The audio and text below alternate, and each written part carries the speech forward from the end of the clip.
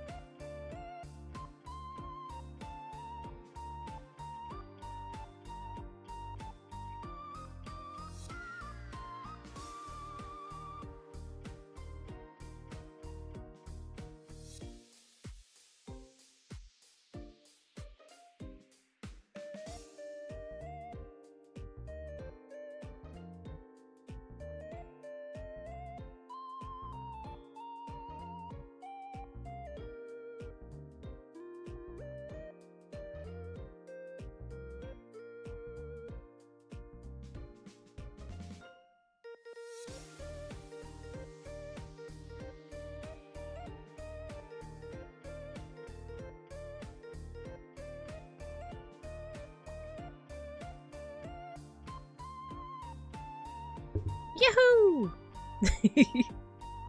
Hello everyone, hello. I think we're back from the ad, right? I believe we are. But hello everyone, hello. Okay, I did a thing.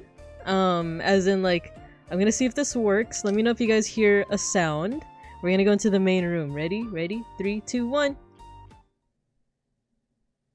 Did you, was there a sound? Was there a sound when we switched over? I don't think there was a sound, huh?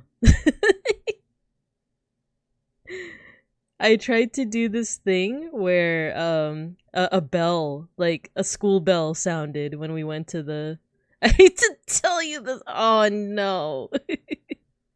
I was trying to do this thing where like a school bell would like sound off when we switch here. It'd be like a, you know, get ready for class. Get ready for class. There's the bell. But I guess I need to add another audio source. Man, it's okay. I was trying out some things earlier. Well, first of all, let's do our intro. Wait, I have a new intro, but I wrote it down. There we go. Hello everyone, I'm Babinka Bear, your local Sun Bear art history teacher. Oh wait, that sounded weird. Like the cadence of it. Your local Sun Bear art history teacher. Your local Sun Bear. Or should it be your local Sun Bear and art history teacher? Welcome to class! Streamers and audio issues name a more iconic couple. Oh, no. Speaking of couples, though, everyone say congrats to Beans the Bear. Say congrats to Beans. He just beat Elden Ring. He beat Radon. He did it. Literally 5 minutes before the stream started. He was like, have a good stream, Boo Bear, cause I'm gonna be locked in. And he's been stuck on this boss for like ever. And then like right like 3 minutes before stream started, he was like, I did it. So he did it. Hello everyone. I'm Babinka Bear, your local sun bear and art history teacher. There we go. That's a good flow right there. And welcome to class. I'm gonna sun bear and art history teacher. There you go. I heard a sun bear was yeah. You know what? Let's catch up on chat. I missed a couple of hellos. So hello, Barda Wolf. Let's see. Okay, let's go back. Oh, and let's put on some music. Oh my god, there's been a song I've been obsessed with, but we can't start off with that one. That one's like, you can't just open up with it. It's so good though. It's so good. So let's put on some corporate stuff first, just to ease us in, and then we'll get to it. All right, let's see. So hello, Gojikins. Hello, Ghosty. Hello, Vitehite. Hello, Matthew. Welcome. Time to get edumacated. We are gonna get educated. We are your local sun arts bear teacher. No. Your local art sun teacher bear. Teacher bear doesn't sound so bad. Congratulations. Blood for the blood god. Hello, Barda Wolf. I heard a sun bear was streaming. Yeah, she is. It is me. I am the sun bear. Yeah, I was supposed to stream on Tuesday, but I just I ran out of energy. We're getting back into the spin of things at work. So like I work in education, right? For those who don't know, specifically like museum education, and like during the summer when school's out, I have it pretty chill, right? I just do office stuff. But the school year's starting again. Yeah, the school year's starting again, so I have to get back into the spin of things. So, oh, that's where my Spotify thing was. I was like, where'd it go? It's in the corner there. Let's put it back here. Yeah, we're getting back into the swing of things, so I have to lock in, as the kids say, when it comes to work. But I was very productive. I actually finished off like a good chunk of my summer work because they like assigned me stuff. They're like, hey, Babinka, you don't do anything during the summer, so can you help out with these things? And I did. So I actually got that done, and I got started on the semester all on Tuesday. But then I got tired. As soon as 5 o'clock hit, I was like, oh, I'm tired. I want a nap. So I turned my brain off. I watched some streams, and I just rested. So that's why I didn't stream Fate Go this week. I gotta make up for it. Maybe so next week we'll stream some Fate Go. So this is actually my first stream of the week, and it's Thursday. How about that? Okay, let's see. So you got the flooding under control for now. Yeah, I actually tried to. Okay, so in addition to making the bell sound a thing, which didn't happen, I also tried to make a new redeem where you guys flood the classroom, but it just wasn't working. Like I even have I have a hotkey for it. Look, ready? Pipes burst. Oh no! Uh-oh. It's swimming practice. Because I used this program called MixItUp, and it was registering everything except the hotkey. Because I wanted to I even put like sound effects. I put like a sound effect of like, the pipes bursting and then the flood. And then like this, this happening. But it wasn't registering the hotkey, and I don't know why. It doesn't even matter how hard you try. Keep this in mind. So I'm still figuring it out, but eventually there's gonna be a redeem for it. There's gonna be a redeem where you guys, you lucky Babinkubs, can flood the classroom. That's right. Locals, you're saying there's a bear in the area? There is a bear in the area. It's me. I'm the bear in the area. And Vitehite. Vitehite is the bear in the area. Who else? Beans. He's the bear in the area. In the barria. In the barrio. I'm the last minute painting some randoms for tomorrow. Ooh, nice. Damn them customers. This is the first year I don't have to worry about school startup. Nice. Freedom. Sweet freedom. You guys are farting in the classroom, I see. Time to drown. We're drowning. No, it's okay. You guys are very soluble. I cannot breathe underwater? I'm sure you can. You just gotta believe in yourself. Don't be so hard on yourself. I'm sure you can. Yeah, I'm still trying to figure out the redeem. Yeah. Oh, wait. I hear Schnackery. He wants to come in. Give me a second.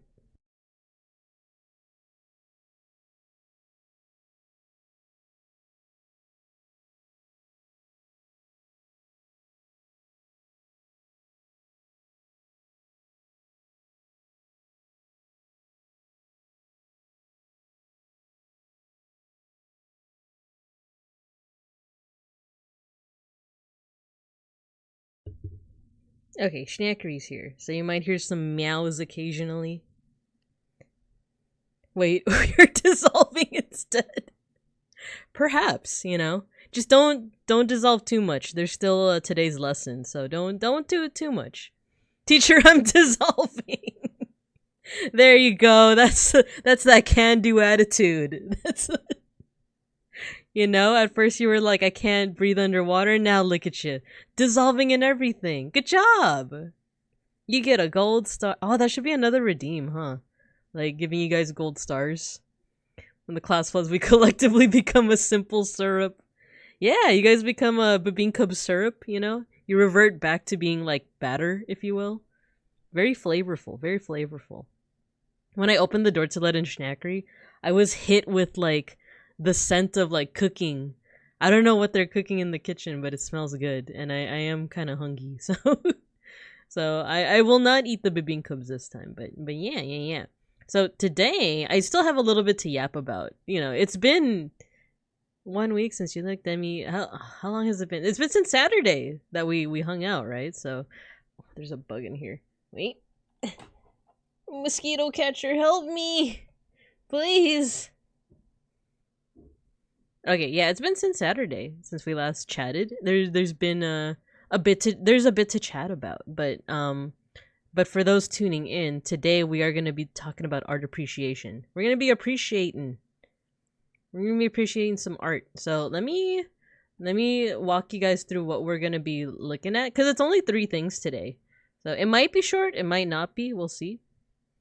Cocked your head to the side of sand. I don't remember the rhythm of it, but yes. Hello, Owen. Hello. It's been 1 week since you looked at me. Angry. Excuse me. Swallowed saliva. When we watched Digimon the movie, wait, we're not watching the American version. No. Okay, we're gonna watch the American version once we. Excuse me. We're gonna watch the American version once we finish the 2nd series of Digimon, because the soundtrack for Digimon the movie, the American version, is banger. Like, it has that song. It has the "It's been 1 week since you looked at me. Said I'm angry." And I don't know, it's just so good. So we're gonna watch that. But yeah, for those tuning into the Digimon watch-alongs, we're actually ending it kind of sort of this week. This week is the end of the actual anime, episodes 51 to 54. Next week is the movies, but it's like we're not doing the American one because the last section of it would have spoilers. So let's see. I'm temporarily most ghost, innermost ghost, outermost ghost. That was the first CD I ever bought. Ooh, I think what was my first CD? I want to say it's JoJo, but not JoJo's Bizarre Adventure, not JoJo Siwa. It's oh my god, like, did she have any other moniker other than just JoJo? Her song was Get Out. It was "Get Out right now. The end of you and me. It's too late and I can't wait."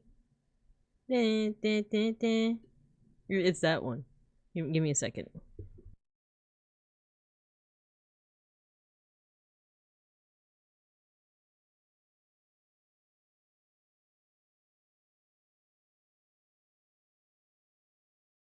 Elfin Lee.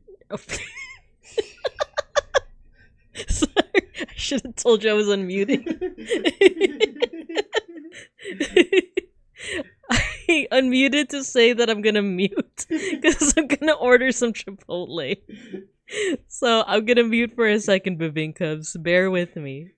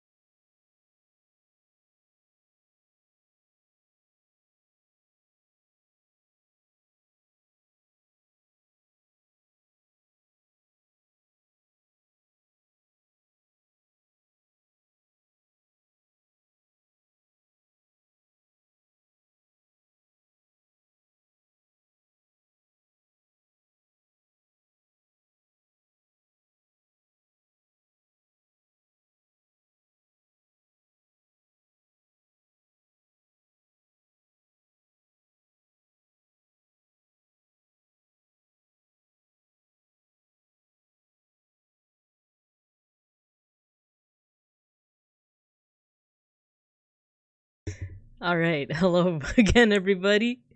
So what had happened there is that Beans came in the room and asked me to order some Chipotle, and then we were talking about like a certain song, and that's why. And I was gonna unmute to be like, "Oh, I'm gonna mute to order some Chipotle," but I didn't tell Beans, so it was like, what was the name of that anime? Elfen Lied unmute. So that's why you heard a smidge of Beans. So let's see. What are you guys talking about? What you guys talking about? Let's see. Ordinary sausage. Wait, what? Ordinary sausage made a sausage out of all the food mentioned in that song. Oh, I forgot that was. I always just associate it with Digimon the movie. So, so did I swear? Did I swear? Oh no! Oh no! First CD I ever bought was Running with the Scissors by Weird Al. Oh man, I like from him. I liked Amish Paradise because I also like the original Gangsta's Paradise. As long as there's no Angela Anaconda. Oh yeah, you betcha. No divorce here. No siree Bob. No siree Bardwolf. Let's see. Never Riot? No. Small side of beans. Yeah, you guys got a side of beans today. Isn't that nice? Isn't that cool? Yeah, my first CD was an artist named JoJo, and then I think after that was Maroon 5, Songs About Jane, and then I didn't buy the CD, but I think my friend burned a copy of My Chemical Romance, 3 Cheers for Sweet Revenge, for me in middle school, and then gave it to me because I remember like the handwriting. I just remember like the handwriting of Golden Wind. No, not that JoJo. It's this JoJo. Let me see if I can. She doesn't have like any other moniker. It's not like, you know, JoJo Siwa or JoJo's Bizarre Adventure. Like I'll link you guys the video. I don't know if anyone knows this song. You know what? We can actually play it through Spotify. Why don't we do that? Had to make the joke. Let's do a little bit of a blast from the past before we get into class. Okay, JoJo, get out. Leave right now. This one. This is like a 2000s. I can't even say classic. I don't know how many people actually like listen to this. It's a more of like, if you watched MTV back in the day, you might have heard this one. Put it up a little bit. Ah, too much. Too little. Oh, my mouse is like glitching out on me now.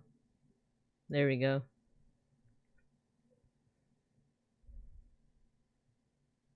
And my friend was, oh yeah, Gorilla's Demon Days. I think my friend also gave me Demon Days. I remember, like, you know, the handwriting on the CD. I don't remember the lyrics to this. Leave! Other than the chorus. You and me. It's too late, and I can't wait for it to be gone. The middle school breakup anthem.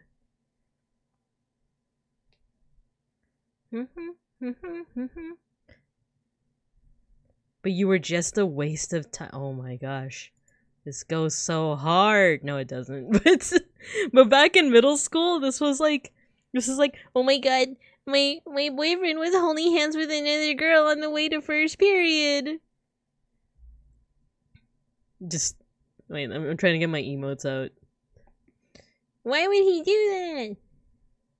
Why would he do that? I'm like trying to align it to the chorus. Wait. Ready? Ready? Leave. Oops. Right now. The end of you and me. It's over. It's over. We're not walking the first period together anymore. You can walk with that whore.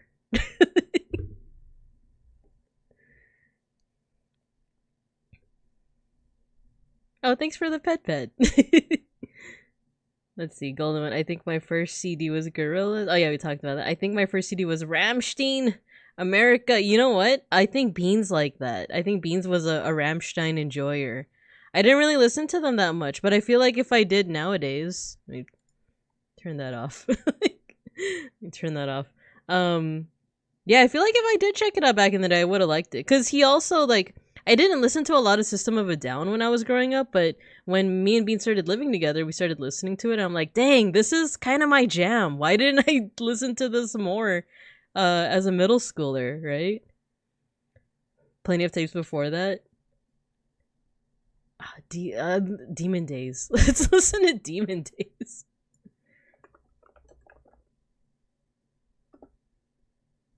Did I have any tapes? I think my mom had like cassette tapes, but I don't think I did. Feel good.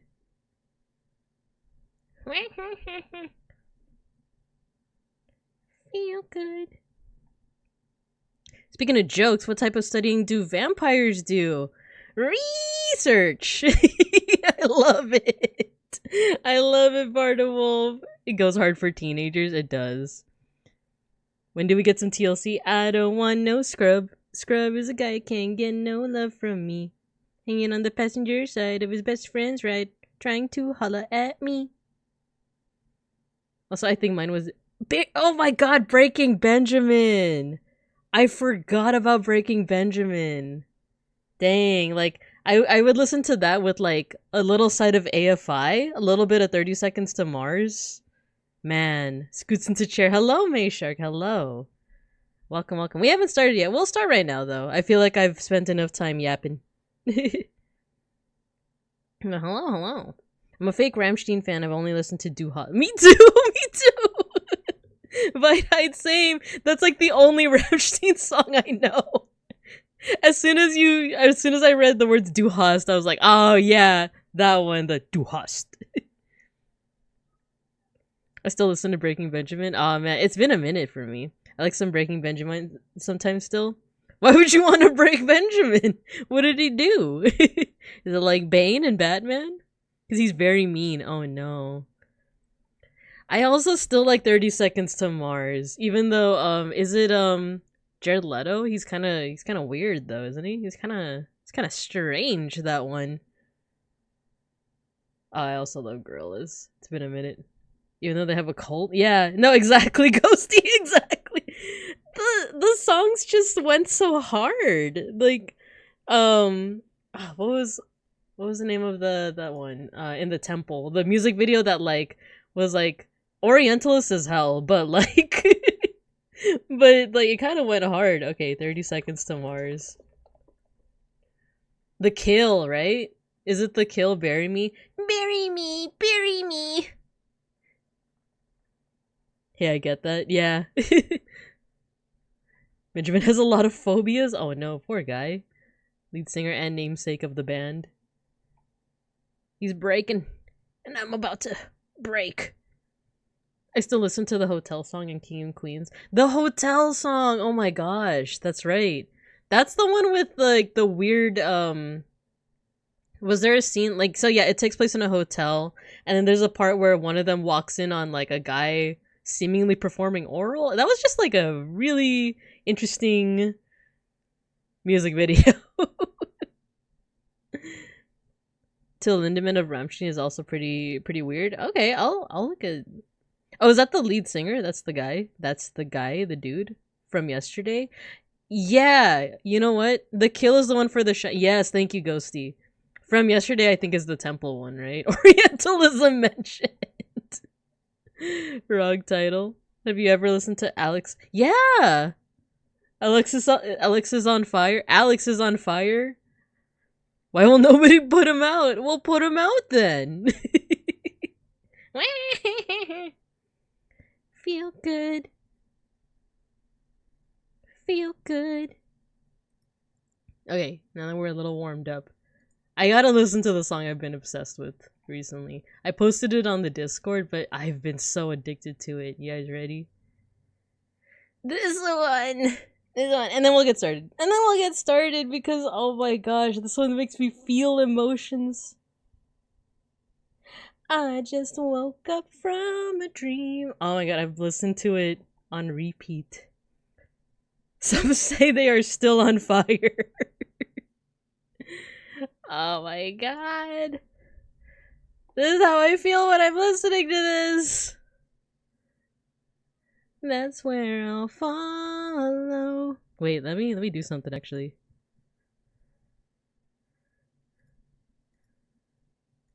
It's the last night, like it's the last night. If the world was ending, I'd wanna be next to you. Okay, give me a second. Was through. It's Beans. Just for a while. And die with a smile. Thank you for the rotation. It's Beans. He's here. He's not in the room. He's getting Chipotle. but he's here in spirit. Lost in the words that we scream. I don't even want to do this anymore. Oh my god, My Immortal. The fanfic or the song? The rotate was timed so good, it really was. Beans hold on tight during the rotation. He did. Tomorrow. It's the last night. I have to like put my hands out when I sing this. Was ending, I'd wanna be next to you. What fanfic of the song? The My Immortal one. Have you heard of the My Immortal, the Harry Potter vampire fanfiction? The bad one? Just for a while. And die with a smile. If the world was ending, I'd wanna be next to you. Oh man, May Shark, we gotta show you my immortal. We gotta show you my immortal. I'm also intercutting the singing with dialogue just so that I don't get dinged by the DMCA. I never do. Oh man, we're gonna go on a journey today. Let's vibe. Vibe to the vocal, to the instrumental. We're vibing. If the world was ending, I'd wanna be next to you. If the party was over, on earth was through, I'd wanna hold you just for a while and die with a smile. The world was ending, I'd wanna be next to you. If the world was ending, I'd wanna be next to you. I love this song. My arms are like extended. You have to extend the arms when you sing this song. All right, Beans. All right, Beans. You go get the Chipotle. A. Okay. Let me put this away. Let me put myself away.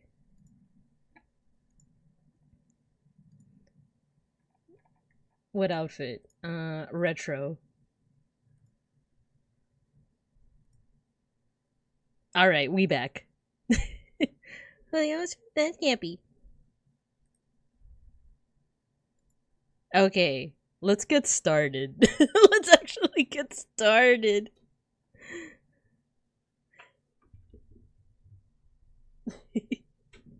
Okay, so then let's catch up though. And oh yeah. So let's my immortal. We're gonna during one of my breaks. Let's go ahead and look into it. The fanfic by Tara Gillespie. Oh my gosh.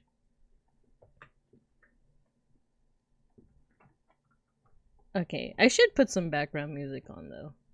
Let's put some background music. Back to the corpo wave. Trying to test out the DMCA stuff. Got a feature test. It's true. Let's see if I get dinged for this stream. Halbernock, have you any readings of My Immortal? Yeah, we're gonna be looking at Halbernock stuff today. I don't know if he's in the chat, but if they want to lurk, they can lurk. No pressure to be out and about, you know. Hi, your singing voice is. Thank you, Owen. Thank you. Every time I listen to like the VODs where I'm singing, I'm like, ugh. But I do love singing. So one of these days, I need to either get some vocal training or just look up some videos or like ask my dad what he does, because my dad for sure doesn't have vocal training, but he sings anyway. He does it anyway. Somehow the lyrics remind me of the ending chapter of Gyo. Oh my gosh, like I think that's what has me a little emotional about that song, is that it's a very, you know what? The Spotify's a little too loud.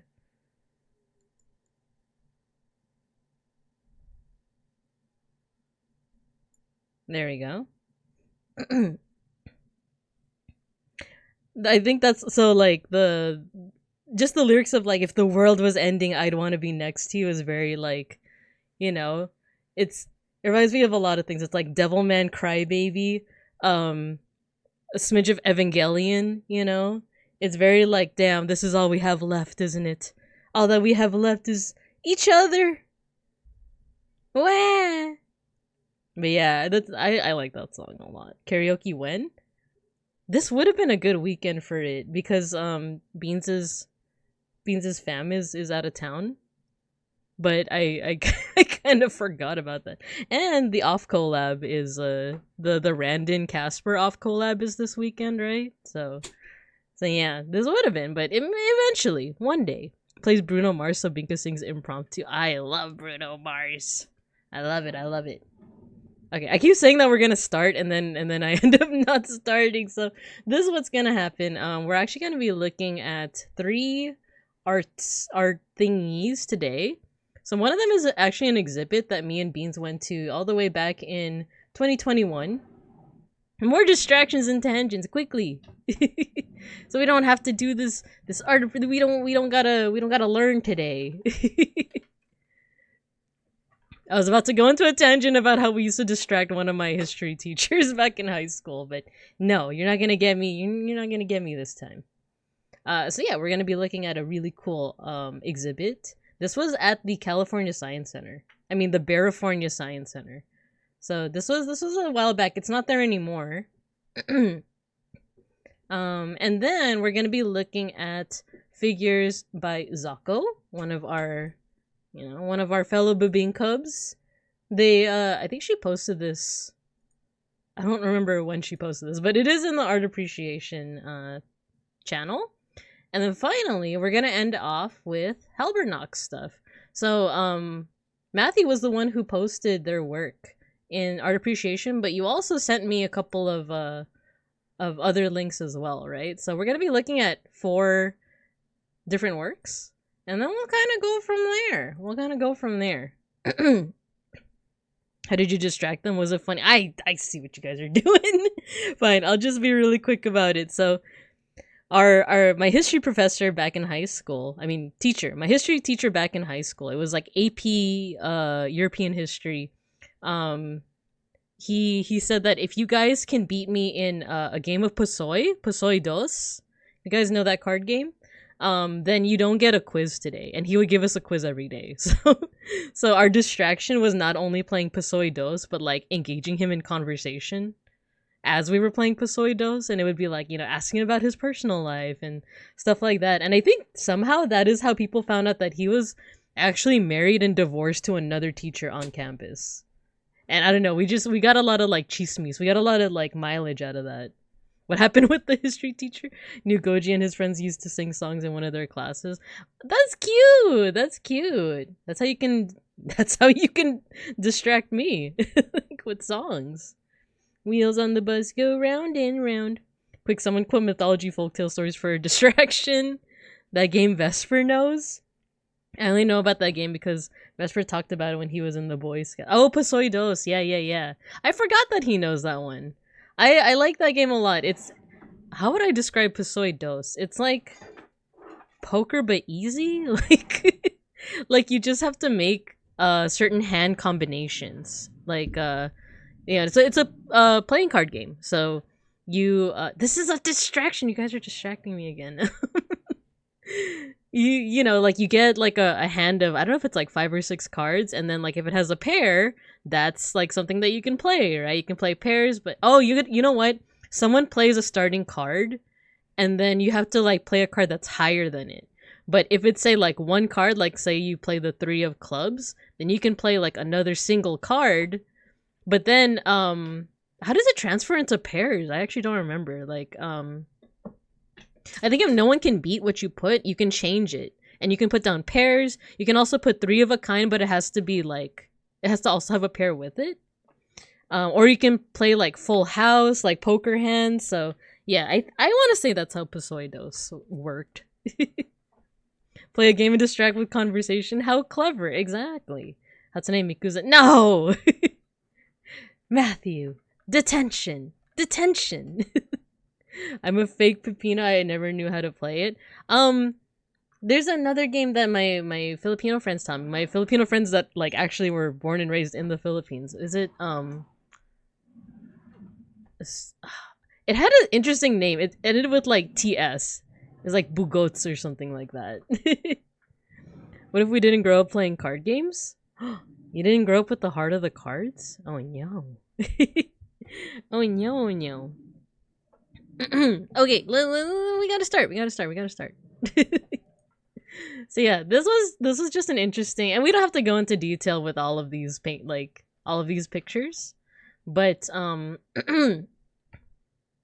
basically it's a whole exhibit of like not fancy, like famous art throughout the years, but in Lego form. They're back in Pog form. You see? So this is Gustav Klimt's The Kiss, you know? Like if you ever watch Elfen Lied and the ending or opening sequence to it, it's a reference to this. It's a reference to Gustav Klimt's Kiss. But look, it's 3D and it's made with Legos. So crunchy.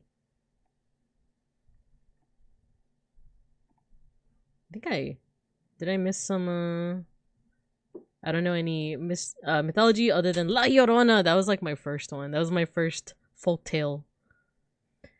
It is Hungry Ghost Month, and I'm yesterday years old that I learned that you should not turn to your side during this month to avoid seeing the ghosts. Like when you sleep, or oh man, what does that mean? That's so like you are distracting me. You guys are distracting me.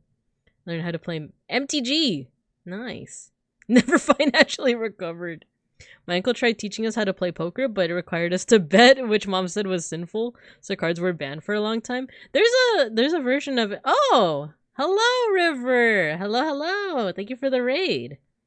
I was getting distracted by my chat. They were distracting me. We're supposed to be appreciating art today. But hello, River. Hello. Okay, let's see here. Thank you for the raid. How were you guys doing? How you guys doing? What were you guys doing over at Oh wait, were you baking today? Were you baking the cookies? Was that I popped in for a little bit just to lurk. It's a loaf bear raid. Fresh bread. Hello, Titanium Chef. Hello, Typhoon the Lycoon? The Lycoon? Is that how you pronounce that? Let me know. Hello, Justin for a drive. Welcome. Welcome, Raiders. Hello. Food and drink. Nice. Fresh bread. Nice. You're gonna post pics? Yeah, I'd love to see it. I know that like Hux is also like he also likes to bake too, so feel free to like post it. Let's see. It can go in general, it can go in creative cubs, it can go in the bear noms. Anywhere that you want.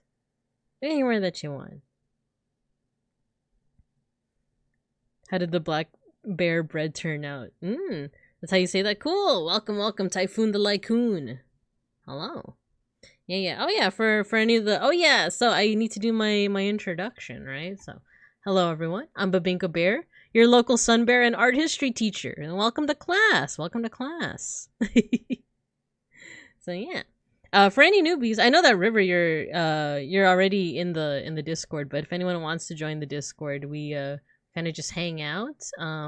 We talk about art, you know. So right now, today we're doing an art appreciation stream where like we look at artworks or artists that are recommended, and then my background is in art history, so I do a little bit of, you know, like oh yeah, this is based off Gustav Klimt's The Kiss. And this is a rose window from Gothic architecture, you know, just that kind of stuff. So, but yeah, you don't have to join the Discord if you don't wanna. But you know, if you want to talk about art and all that kind of stuff, and also our Digimon watch-alongs happen on there as well. So, if you want to, go ahead. The link is in the chat.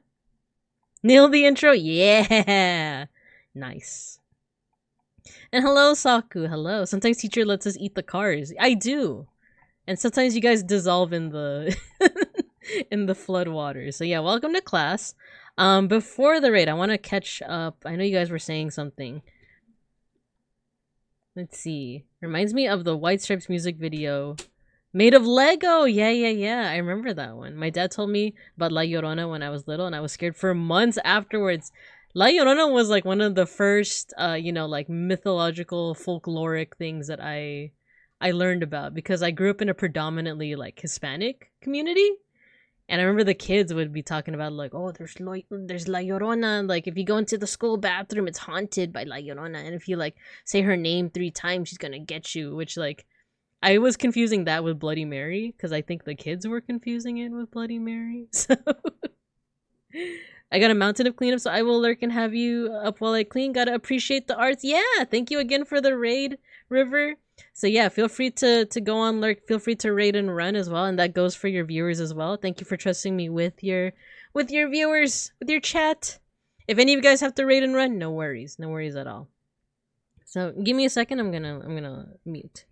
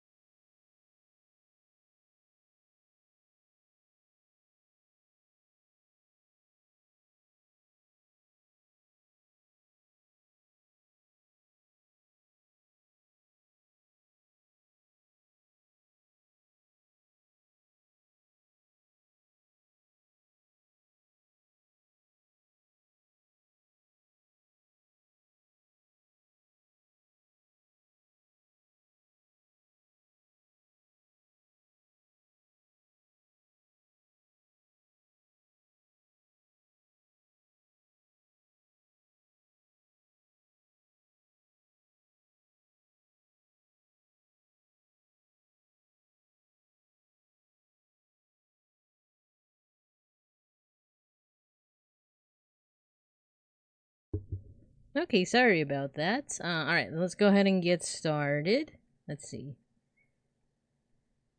Yeah, hopefully Chipotle time. So yeah. Let's see. Where were we? Sorry, I was just having a conversation and now I'm like, where were we? Teacher had abandoned us. No, I didn't. But okay, so yeah, this was what is this? So this is an exhibit that I went to in 2021 called Art of the Brick. It's all like, Lego art, but it's based off of like famous artworks, So maybe we can just we don't have to like go too in depth, but we could go ahead and just like, just gaze longingly at it. So, this is like based off of like, the Bayou Tapestry, which like there used to be a whole bunch of memes. There used to be a whole bunch of memes based on the drawings in this one. It's like Old English or something like that. Hello, Mega Bronson. Hello. We're gonna cry in an empty teacherless classroom forever. Oh no, I'm so sorry. Oh no. I'm back. In Pog form. We got the Mona Lisa. So I think one of the reasons why I wanted to show this off is because like the two artists that we're going to be looking at today, like they do more 3D work, right? Whereas like my specialty is more in like paintings, stuff that's like 2-dimensional. So, I'm kind of going out of my comfort zone. So I was trying to like look through my photos and be like, okay, like what kind of 3D art have I looked at before in the past? And this it's kind of like it blurs the line between 2D and 3D, right? Because like for example, this is 3D, but it's based off of 2D work. Some of them are still 2D, but they have some texture to it. We just learned about texture a couple weeks ago, or sorry, last week, right, with our lessons. This is based off of cave art, but there's a little bit of texture there. There's a little bit of what's it called, like grooves and stuff. There's some stuff that's like really flat, like this, and it kind of reminds me of pixel art too. The Mona Lisa, yeah, exactly. And stuff like this, doesn't it remind you of like pixel art? Got the girl with the pearl earring, the pearl with the girl earring. I actually don't. Let's see if we can zoom in. I think that's like. Do you think that's like a wheel? You think that's like a wheel or something? And then this one is the Arnold Fiend. So we've seen this one before. We've seen this one, like, let's see if we can zoom into the very bottom here. This is the one that's by oh wow. I guess my camera quality was like good enough to like to get the artist too. This is by Jan van Eyck. But there's an example, right, of like, it toes the line between 2D and 3D in a way. Kind of looks like it. Yeah, like a wheel, right? Like from a car piece.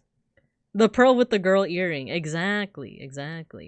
So we looked at this one before because it had a really cool like it has we learned about colors a couple weeks ago too, right? So like complementary colors.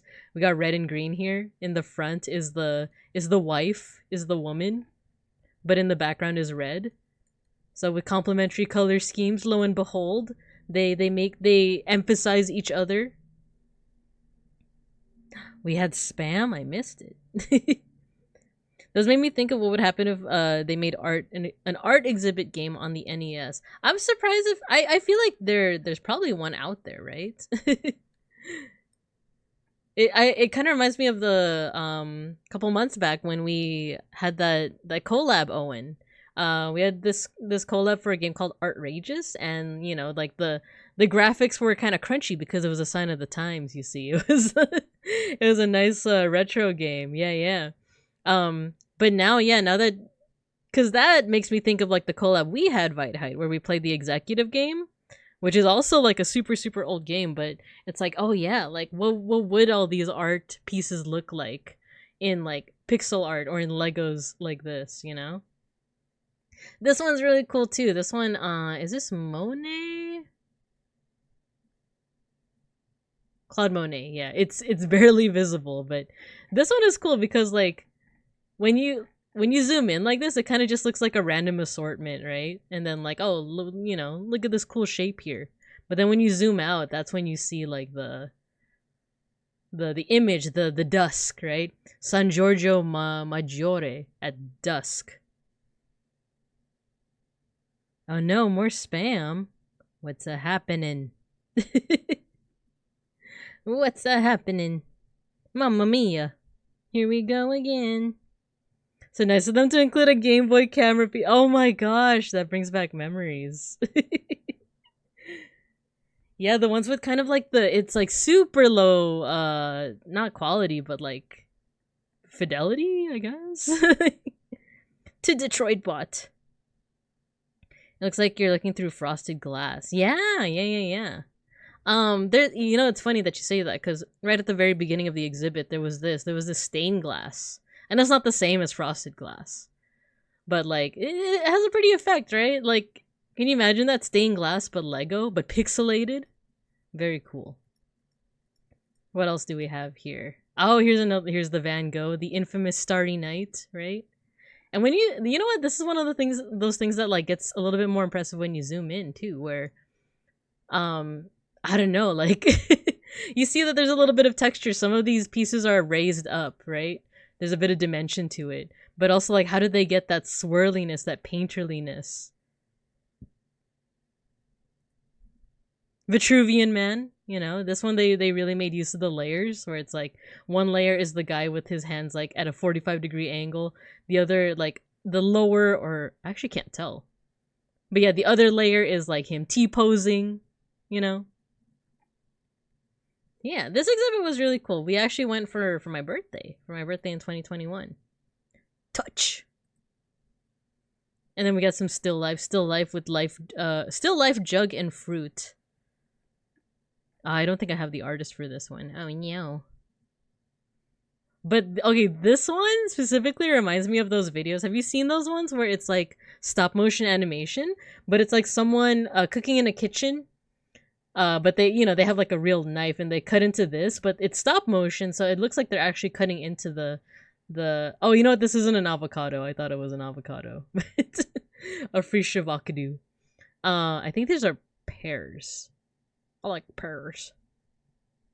But yeah, it's like those stop motion videos that makes it actually look like they're being cut into and cooked and that kind of stuff. That's what this reminds me of. I don't know if I could resist the urge to take and eat one of those fruits, right? The dimensionality, if that's an actual word, is really nice here. Or doing woodwork, but with kitchen implements and stop motion. Yeah. Those are really cool because you can tell how much like time and passion went into it. Pez's stop motion. Is that the artist? I want to see. Pez's stop motion. Ooh. Oh, wow. I think so. Typhoon the Lycoon, thank you so much for the follow. Thanks for joining the class. Good to have you here. Welcome. The Scream! I like this one a lot because it's very 3D, but also look at the ah! Look at the Scream. Is that black Legos actually creating the outline of the Scream? That's pretty cool. I've never actually like looked super like into the details of this. So yeah, I thought this would be a good kind of like mix of like what I'm used to, which is like more 2D art, more like paintings, stuff like that, and like the 3D art that we're going to be looking at for today, because this exhibit like mixes and matches with it. Oh, this is the one of the guy that's like looking out over the cliff, right? With like the spray of water. Very epic. One of us. That's the one I forgot to unplug the charger. Oh no! I consider myself a bit of an artiste myself. Nice. I know it says half joking in there, but if you are an artiste, we fully support you here. If you ever want your art looked at, we can't look at it during this stream because I do try to like prep ahead of time for art appreciation. But we love to take a look at it. We love to appreciate your art. That is a pic of a guy moments after the seagull steals his hot dog. Oh my god, it's happened to me in real life. But in my case, it was chips. The seagulls were stealing my chips. So that's me. Naked man! Oh no, I think this is Critios Boy. Yeah, it is. It's Critios Boy. this is one of those like statues that you learn about in like art history 101, where like the teacher is teaching you about we learned about this class. Remember a couple of weeks ago when we were talking about form? Contrapposto, where it's like art would start to depict the simple act of like putting more weight on one foot.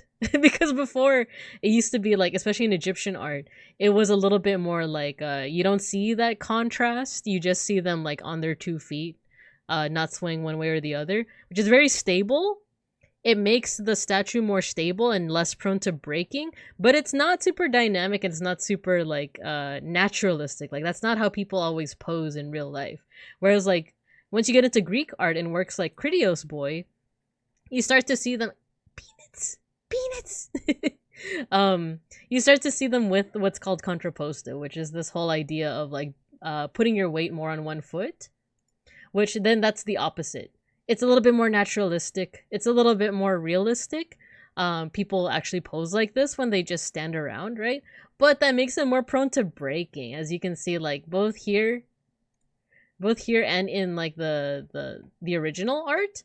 Parts are missing. The leg is missing, the foot is missing, the arms are missing, because if this statue topples, then it's losing those limbs. Whereas like if you're toppling over like an Egyptian statue that is usually like, you know, it's part of the stone that it was carved out of, it's not going to break so easily. So there's pros and cons to like using contrapposto versus the Egyptian way. So this is like one of the sculptures that like in art history 101 the professor will show this to you as like, oh, this is one of the first examples.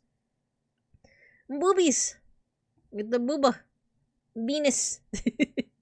Seagulls, stop it now. Yeah, it depicts healthcare costing an arm and a leg and another arm and a foot. Exactly, Gojikins. Exactly. This is Venus of Willendorf. This is another, you know, art history 101 work where it's like this is like a what's called a Neolithic, like you know, people will say like cavemen, but like just really old art. And it's like one of the earliest oh, I could also just read what it says here now that I think about it. I'm trying to like muster up the words in my head where there's just straight up text here. But yeah, one of the first objects that we find with human shape.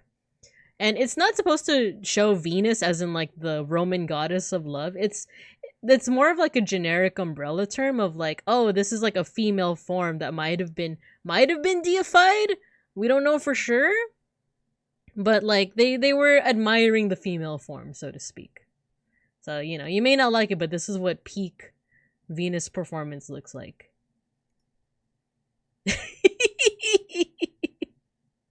I love the face. He looks like, this makes it look like he's angry. He's like, wait, I heard you were talking ish. I heard you were talking poop. This is based off the Japanese dogu. We also looked at Japanese works in the past.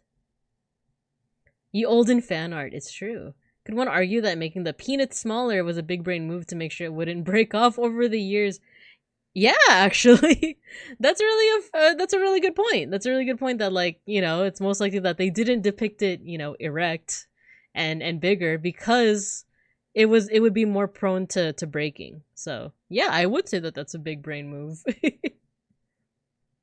Bull. Little bull. Oh, and then we get into the Americas. This is from Mexico. We have a double-headed serpent. This one I don't know as much about. I just know that it's a motif that you do see a lot when you study Mesoamerican art. And there's another one. This one I want to say it's Maya, maybe Toltec, but this is also another kind of like well-known one if you study Mesoamerican art. It's a guy that's just kind of like lying on his back with his legs up, but he's like looking to the side, and you would see these on like temples. This is what I'll be telling people about myself. Thank you very much. I know. We have one of the Buddha. Oh, we have the great wave of Kanagawa.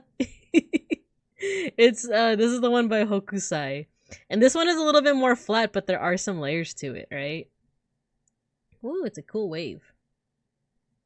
It was more that in Greek and Roman culture, small peanuts were viewed as ideal, and bigger penis was seen as being more bestial and cruder. Ah, thanks for sharing that information, Matthew. I like it.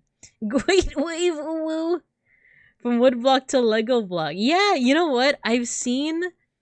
I wish I saved the video. It was an artist who uses Legos for printmaking. That's Kobo's hair. You're right. She even has like the spray of the water as well. It is Kobo's hair. Yeah, you just reminded me, Gojikins. There's a really cool artist I want to find again. That they use Legos for their printmaking. This is the Nike, right? The goddess of victory. Yeah, I think Hokusai, right? I think Hokusai is the one who. Let's zoom in. It says it here. Yeah, Katsushika Hokusai. I believe it was essentially smaller peanuts is bigger brain. Ah, nice. That's a Mew. This one. Printing press stuff is fun. There are a few interesting open printing press projects out there. I want to get into printing. Like I did like a stamping project when I was teaching little kiddos, but I want to I want to learn more about it. We got the Sphinx, we got Queen okay, when I was a kid, they would always pronounce it as Nefertiti. I think it's to prevent like, middle schoolers from being like you said titty. But I think her name is pronounced like Nefertiti, But I remember, like, as a kid, the teacher would always be like, this is Queen Nefertiti. It's the same as, like, when you're teaching astronomy, right? And you don't want the kids to laugh, so it's like, this is Uranus. It's not Uranus. It's Uranus. Even though I think Uranus is closer to the actual pronunciation, right? Or Oranos. But, kids will be kids. They'll always be like, you said anus. And there's that, there's that Futurama joke where it's like, oh, scientists renamed Uranus because of that dumb old joke. And Fry's like, what did they rename it to? Eurectum. We should buy a risograph and print bear zines. That'd be so cute. Oh, we always said TT in school. I'm like TT. Just like TT. Zines Nefertiti.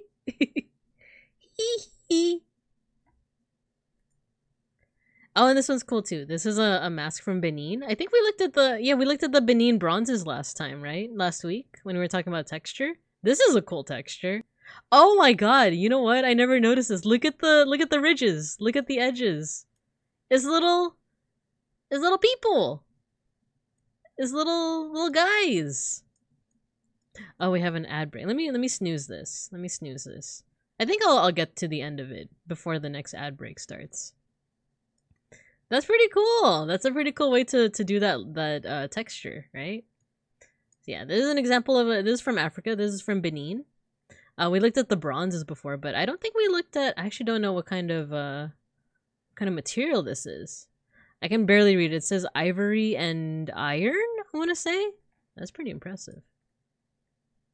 Lego dudes. How many more do we have? We have the Moai statues. These are cool as well. Whoa. This one I think we talked about in one of our first like art history conversations, right? About how like the locals, people would always wonder like how did they get the Moai from the place where it was carved? Like it was proven that it was carved elsewhere, but then it made its way to the other end of the island, of like the Easter Island in like Polynesia, right? And the natives, the indigenous folks would be like, oh, they walked there. And then people like the scholars would take that and be like, what? Okay, these indigenous people, like they don't know what they're talking about, right? And then they did their research and found that they didn't, not necessarily like the statues walked, but the people who built it and transported it actually used a rope and pulley system of sorts to literally walk the statues from the place where it was made to the place where it ended up. So it's pretty cool. There's even like a GIF if you guys want to see it. Moai walking GIF. Here we go. It should be this one. Why isn't it playing? Oh, that's one I haven't seen before. That's actually really cool. There we go. That's I'm gonna head out. Yeah, so quite literally, these statues would walk to the location. Yeah, it's pretty cool. Dum dum went gum gum.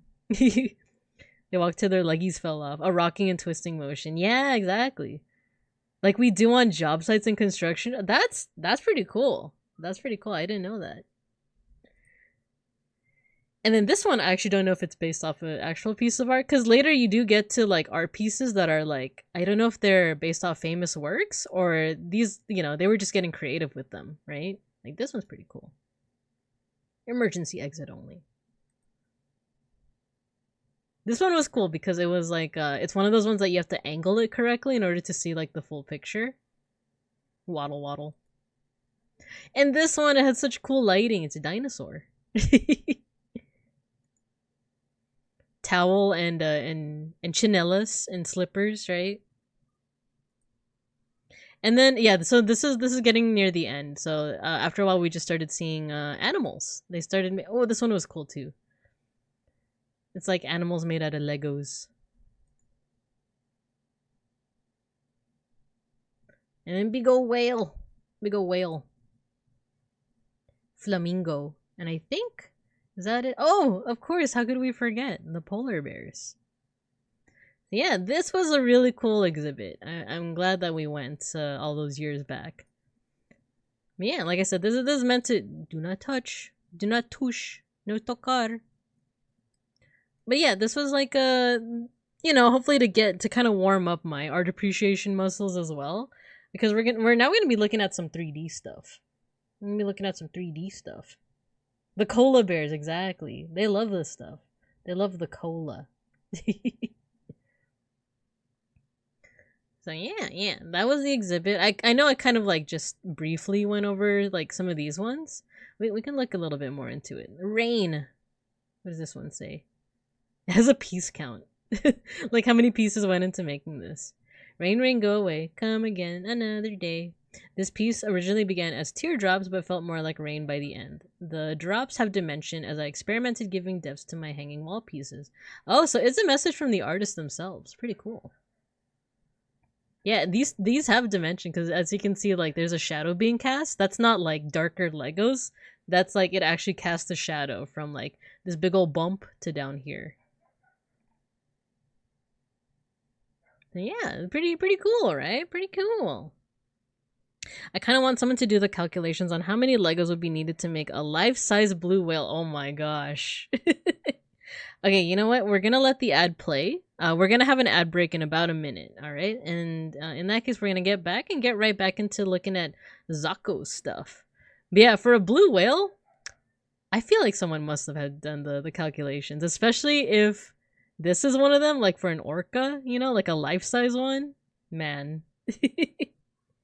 Exactly. It is time to stretch and hydrate, everybody. I've been motor mouthing. I've been like, I've been yapping. So make sure to do big stretch. Make sure to get some water, and then we'll be back. We'll be back. I was also gonna rest my voice by like doing some drawings. Let's see if we could do that as well.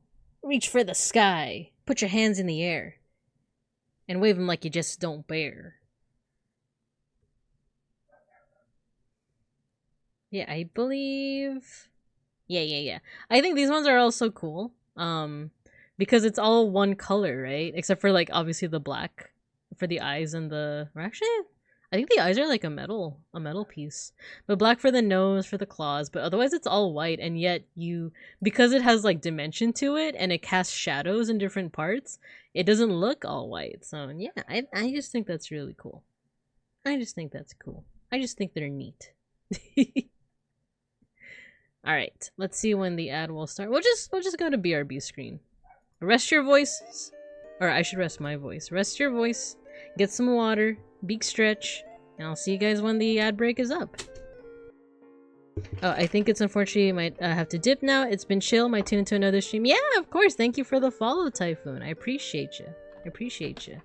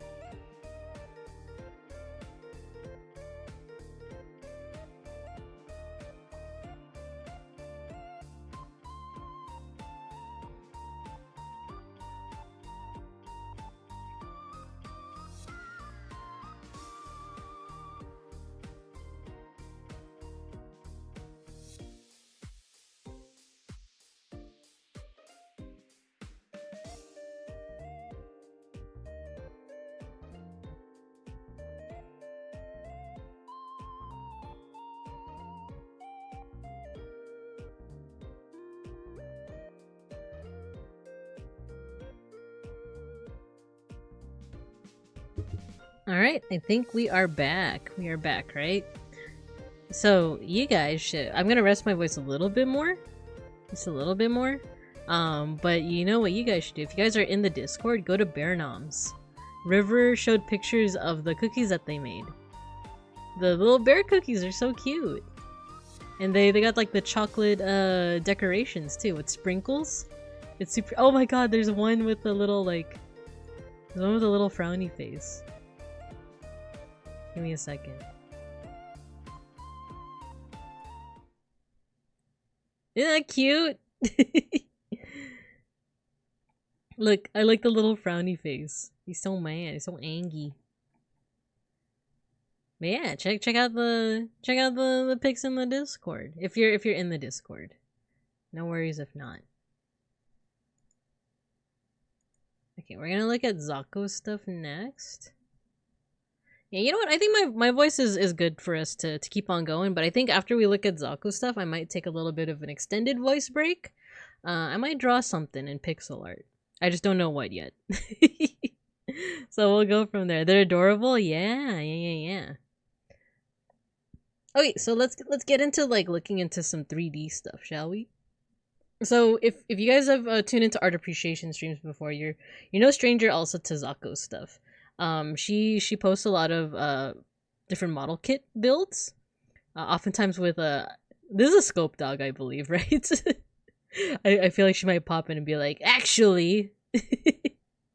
But yeah, it looks like because I know that she also does like these armies of like scope dog builds. But this was pretty cool from what I was looking at, because if we look at the finished product, if we just kind of fast forward,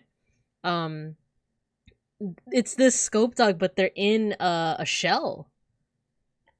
Let's go to art appreciation, because she posted, here we go, a picture of the actual shell. I don't know where she got it, but look at that. I don't know what kind of shell that is. Like, it's like, because, well, the thing is, like, I can't tell the difference between, like, you know, oysters versus, like, mussels versus, like, it's one of those things, right? But it's kind of giant. But the pictures that she shared in the Discord are like, it looks like it's the process, right? So it looks like there's the model kit build, including this cool arm. I'm curious, like, now I want cookies, right? I know, I love River's cookies look so yummy. So yeah, we have like the beginning of the process here. It looks like a whole bunch of kind of like different parts, right? And then there's this like, I don't know if it's like a plaster or something, and I think what we'll see in like the next step. Mayshark cookie, shout out Mayshark cookies.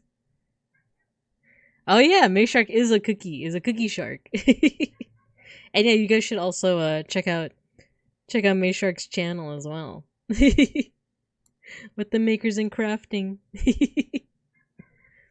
But yeah, from the, let's see. From here, it looks like she spray painted it, right? With like a beginning coat. I don't quite know the terminology, so you guys might need to, if you guys are a little bit more knowledgeable in this kind of stuff, feel free to be like, it's called a top coat or something like that. I'm sleepy. It's okay. If you need to rest, no worries. Thank you for the shout out. Yeah, no, you guys should check out Mayshark stuff as well. Okie dokie. So there is this top coat, which kind of reminds me of chocolate. But then I think that's where the painting comes in. I shall be here for Halbers. Yeah. Nice. And Binka Inko, yeah. So now we see like a little bit more color. It kind of looks kind of purplish to me. Yeah, it's like a purple. The different lighting can kind of affect the ways that the color is seen, right? So actually that's it's really cool to like go back and forth between these images.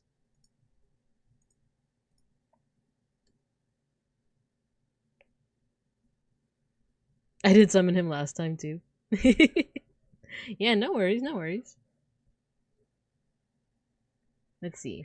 And this is just a really, really interesting piece, because like I do wonder what's kind of like the lore, or what's kind of, you know, going on.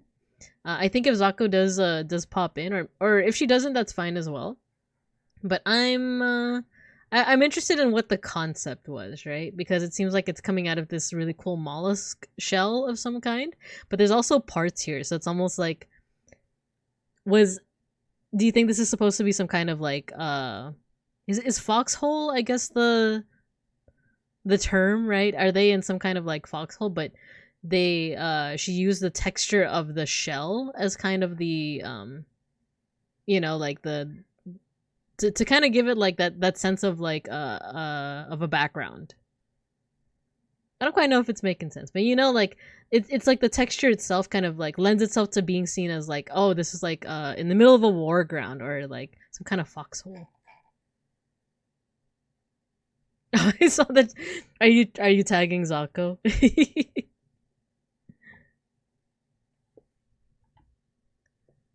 I think she might be streaming right now. That's the thing. So I didn't really check, but yeah. Okay, so this is a really cool zoom in too, because then you get to see kind of the different colors that they used in the coats. Because at first glance, like especially if you look here and here, it's kind of just like purple, right? But with the zoom in, you see that there's a little bit. Ooh, you see there we go. There's layers. There's different layers of color. So it almost looks like there's like a magenta on the underneath all those layers, and then no, you know what? I think that's the brown. I think it's this brown color, and then they paint it over with the purple, which adds like a really nice hue to it. It's almost like I don't know, like a sunset kind of like gradient to it. And then you see kind of like the different colors here, and then you see like the yellow part is like kind of just a very straightforward, bright, like, traffic light yellow, which I think is pretty cool as well. It's that's another thing too, is like we talked about complementary colors before, right? How like purple and yellow, the Laker colors. At least that's what I think about with them. They're complementary, so they emphasize each other. So if you have yellow that is kind of like up against this purple, the Lakers, yeah. I gotta represent California. I gotta represent Los Osos. So yeah. Who the neighbors? I'm getting some. Sorry, I know you guys can't see it, but I'm getting some like work-ish messages. It's not really work messages. It's like I made like a. Whenever there's a birthday at work, people do like it's kind of similar to Kudo board, but it's like everyone just gives like birthday wishes, but I get a notification because I'm the one who made it. I get a notification every time someone fills it out, but I'm looking at my OBS and it looks like you guys can't see it. Otherwise it'd be like, oh, who's this person? It's like, oh, that's the person whose birthday is this coming Sunday. I had to make a little birthday thing for my coworkers. Yeah, a Magmo board. A Kudo board, but for work. Exactly. Okay, let's see. What else can we say about this? So we were looking at the complementary colors, right? So the yellow is being emphasized a lot because it's up against this like purple background. Oh, texture is a big thing that we were talking about, right? We were talking about texture, so there's a wealth of textures in here. Like when we look over here, it's kind of goopy looking, right? Like it looks like underneath is some kind of backpack, but it looks like they put some kind of she put something on there that makes it look kind of goopy, which makes me wonder like, ooh, what's the context? Here too, it looks like they were doing some wear and tear, some damage, to make it look like it's battle wear. I'm also curious about the hand, because there's something about the hand that looks different texture wise. Like if you look here, like that makes me wonder if like, is this the actual hand for this build and she added, I don't know, like extra things to it, because there's something different about it texture wise and it kind of adds a cool dynamic feel to it. Feels very dramatic. Let's see, what other textures can we see here? Like here too, there's like this kind of goopiness to it. That's pretty neat. And then if you look at, like I said, they use some kind of shell. I'm like very interested in like what's the context behind this? Like, where did you get the shell from? Pretty interesting.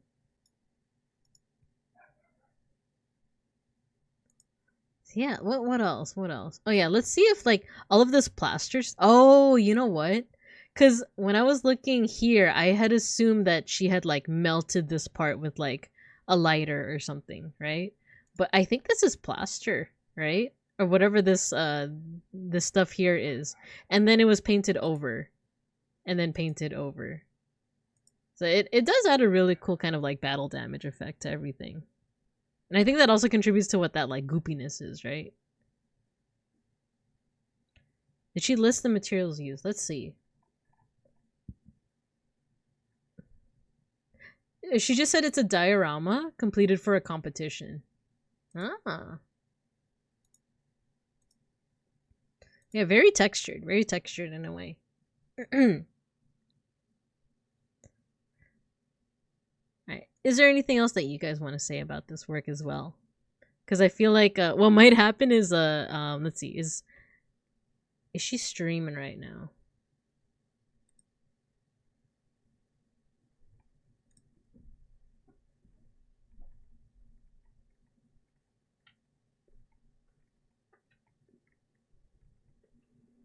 No, I don't think, or if she is, I'm not seeing her. Not that I necessarily want to like distract her, be like, you have to be here right now. You have to be here. I'm appreciating your art. You gotta be here. No, not necessarily. It's just more of like, I would love to get more information if possible. But if not, we can also ask in the Discord. But okay. So how about this? Let's move on, or at the very least, I'm gonna do like a voice break. I'm gonna take a little bit of a break. We might do a little bit of pixel art drawings, just for a little bit, maybe just for like 5 minutes or so. And then we're gonna finish off today's stream with Halbernacht. And then if Zako does pop in, then we can ask her some questions about like, so what was the process behind this? Because it's pretty cool. It's pretty cool, right? But yeah, we're gonna look at Halbernacht stuff very shortly, but I'm gonna take a little bit of a break.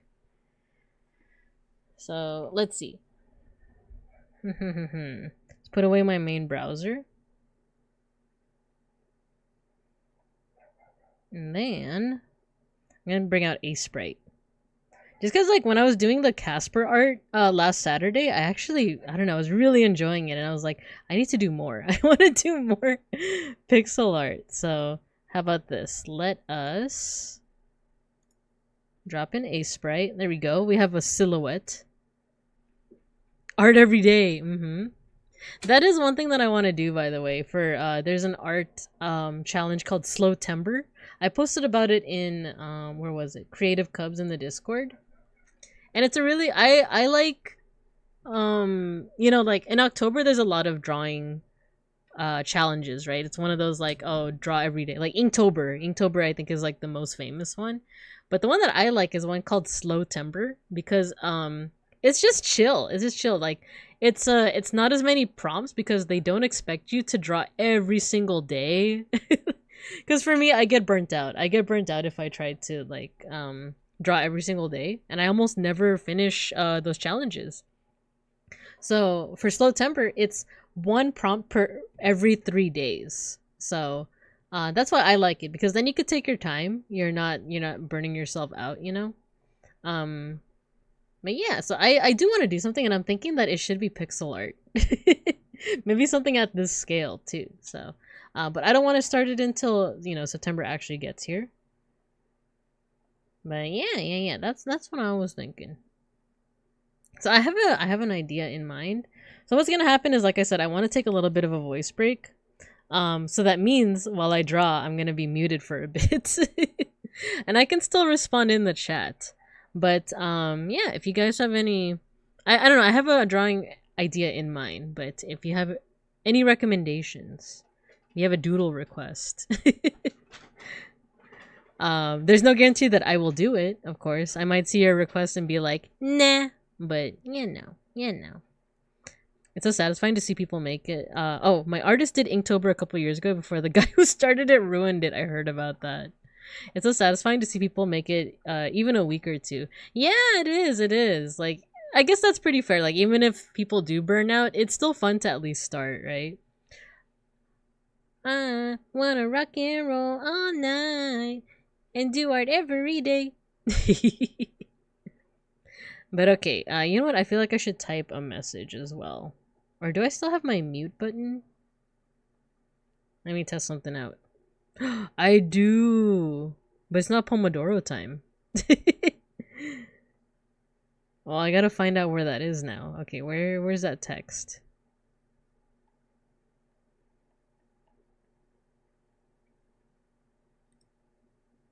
Maybe it's an audio?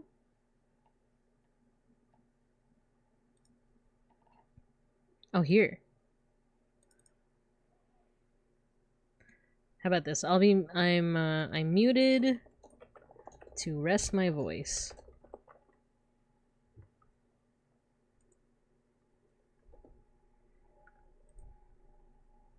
I'm muted to rest my voice time.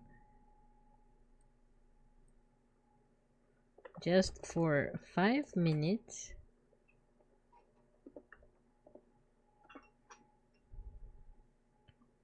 But can still talk in chat.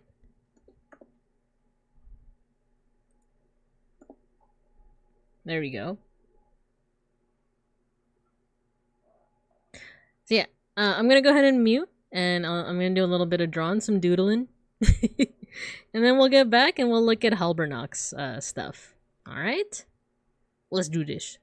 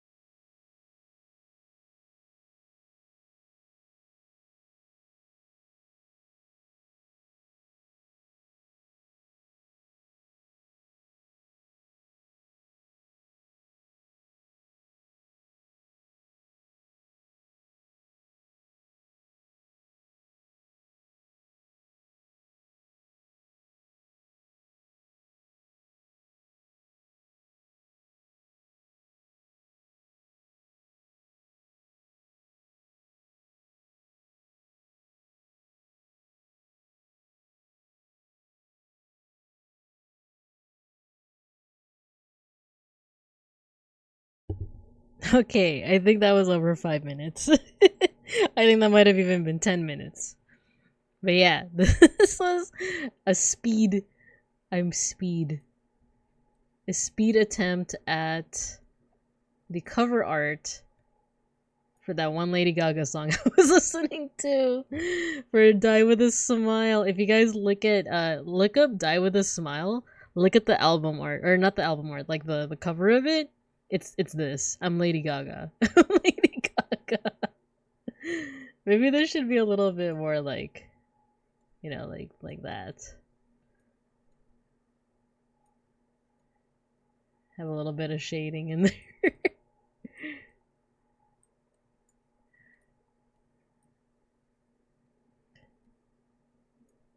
Binka Bear and her new wave band. It's true. It's true.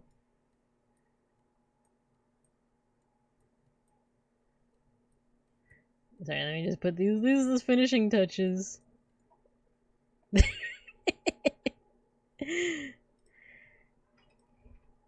Never did I ever think I would go blonde.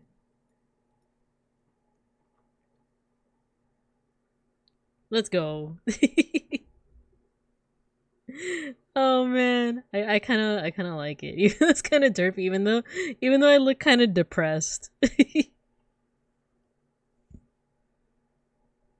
Would you ever play Vampire the Masquerade? It's edgy and peak 90s. Ah, those are two things I really like. Edgy and peak 90s, man. Yeah, let me take out the mute. There we go. Maybe. The other thing is like when it comes to playing games that are longer than a certain amount of hours, I'm a little hesitant. I'm just a teensy bit hesitant because I don't know if people will want to stay for the entire ride, you know? Like playing those like kind of one-off games is fine. And I know I say that right after having completed Majora's Mask, which took the entire summer, but you know, like but maybe. Especially if it's an RPG, right? It's role playing, so yeah, maybe. Now I feel like I'm playing and I ran so far away. Merrick Ishtar played it. Oh, cool. It's made by the same people who made Fallout New Vegas. Nice. And I hear that one's a pretty banger too. So if it's the same people, then yeah, then it's gonna be good, right? It's just gonna. There's sometimes a drop off, yes, but if fun can make for a good edited content, oh, that's true. That's true. I have been wanting to do Let's Plays along with Arcanum. That one I haven't heard of. Arcanum. Let's look it up. Yeah, that was actually a good voice rest. Arcanum, my beloved. Oh, of Steamworks and Magic. It's cutting off the title. Obscura. There we go. Arcanum of Steamworks and Magic Obscura. Okay. I might want to check this out. That's a good break. Maybe for these streams where I have to rest my voice, like tarot or art appreciation, I think little doodles like this will do the trick. Obscura being obscured, it's true. Vampire the Masquerade Bloodlines was actually one of the first games to use Valve's source engine. Ah, cool. I also think vampires are pretty neat, you know, like that good old Vesper Noir. Also a very good game. Okay, cool. Then I could be super edgy. I could be like, I can't even think of an edgy name. Like, Blood Bear. Binka Blood. I can't be edgy. Alright, I like being edgy, but I can't be edgy just, you know, like, at the drop of a hat. Binka Blood Bear. It's on Steam and GOG. Owen. You'd probably recommend getting the unofficial patch. Ah, so like playing KOTOR. Going to need to workshop that one a bit. You guys don't like Binka Blood Bear? You guys don't like it? I don't want to play anymore. I don't want to be edgy anymore. Nah, I'm just kidding. Yeah, I'll check it out. Okay. Where did my browser go? Here we go. You need to brood a bit in the teenage angst. Yeah, maybe listen to a little bit of MCR, you know? These teenagers scare the living ish out of me. Can't be edgy with all these friend-shaped round corners. It's true. Not with all these corner protectors. Where's the X? Oh my god, you're right, Gojikins. I gotta be like XX underscore Bibinka Blood Bear X underscore XX edgy blood bear name. Dinuku. I'm Dinuku on bear. That's a good one. That's a good one. You choose from one of the different bloodlines of your power set. Ah. So like, is that like, cause you know, like in different like vampire media, there's like, you know, there's like the ones from Buffy where like their faces get all funky, and there's like the Nosferatu, like, you know, they look like bats almost, but then you have like the interview with the vampires that are just like, oh, they're so romanticized and they're having schmecks in they're doing all that kind of stuff, you know? Is it like that? Dinugu unborn from the blood of Binka's enemies. It's true, it's true. It'd be funny if I was like, you know, cringy edgy, you know? Where it's like, oh my god, I've been talking about this, right? That me and Beans have been watching Naruto. Do you guys remember Gaara, like in the very beginning? Like where he's like, you know, I must feed my bloodlust, like that, you know. Okay, it's from the rest of food stall. Sexy vampire. Yeah, okay. Different clans with different powers. Gaara, my boy, yeah, he's awesome. Ventru are the classic rich a-hole vampires. Nosferatu are monstrous. Toreador, wow, Espanol.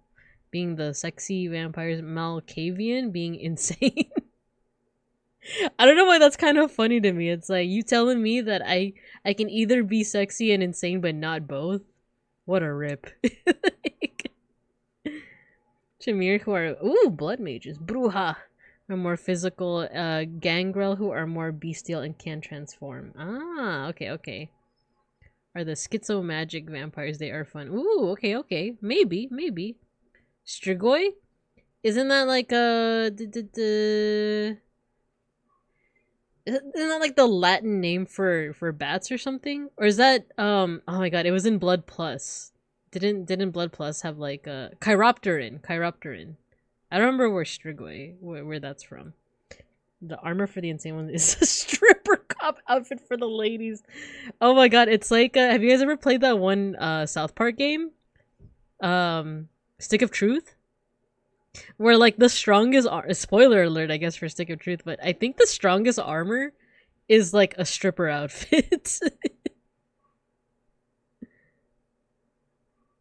I really like that game. I didn't play the other one, the what is it? What was the title of the second one? It was like something butthole.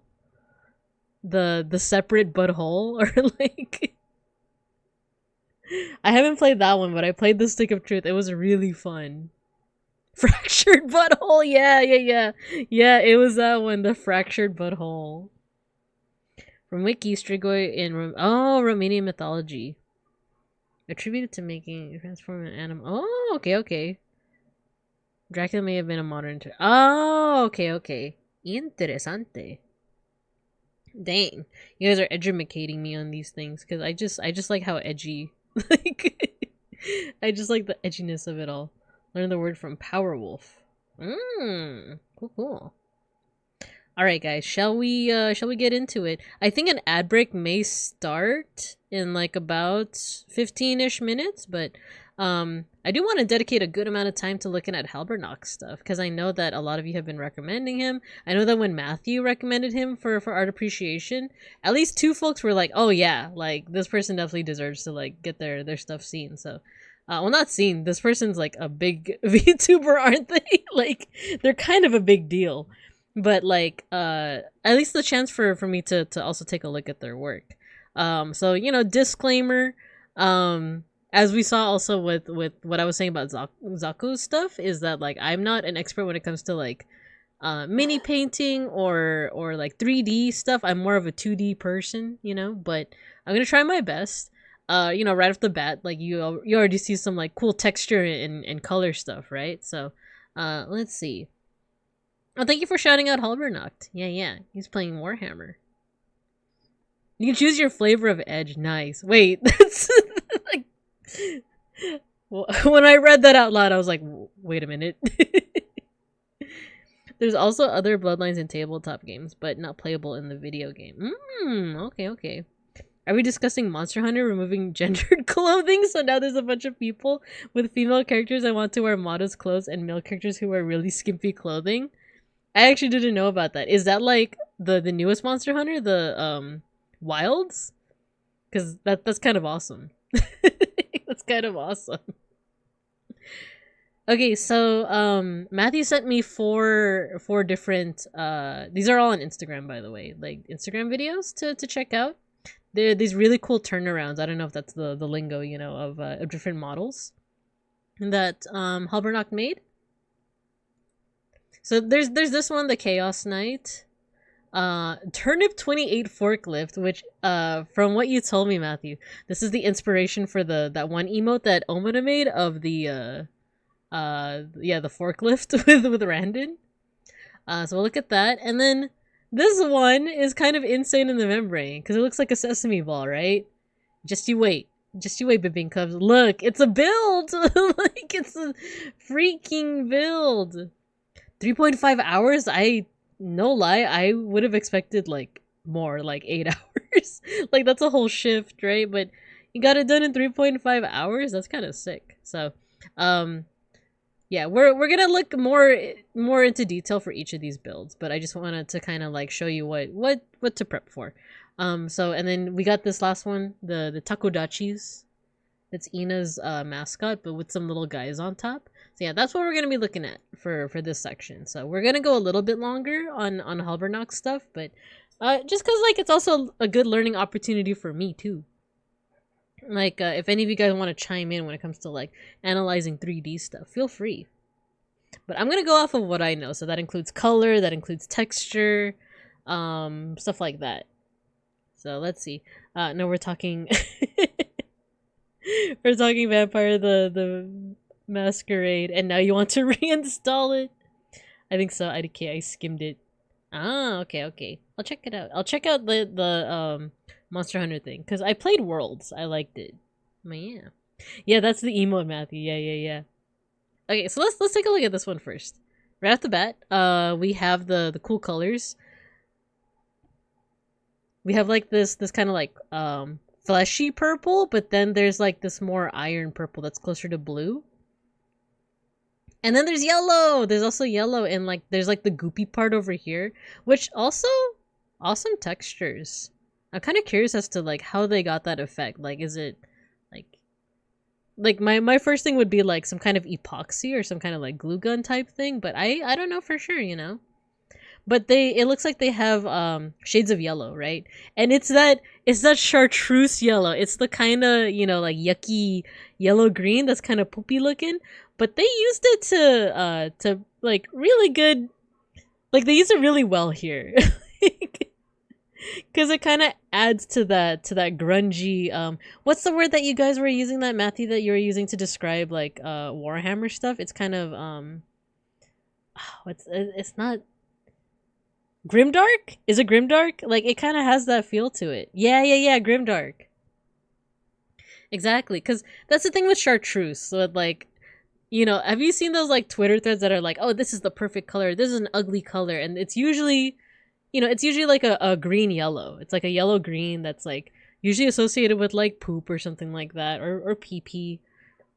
Here's the thing, like, I'm not the first person to say this, but like in my opinion, there is no such thing as a bad color. Like, it really does depend on the context in which you use it. If you do use it for something that's meant to be kind of grimdark and kind of goopy and kind of like unnerving, great. But also, you can pair chartreuse with other colors to make it a little bit more appealing as well. And as Matthew said, like, Randon's skin color is kind of a chartreuse, but like, because his skin color is also like kind of shaded with a little, actually, let me take a look. We're talking about Wandin.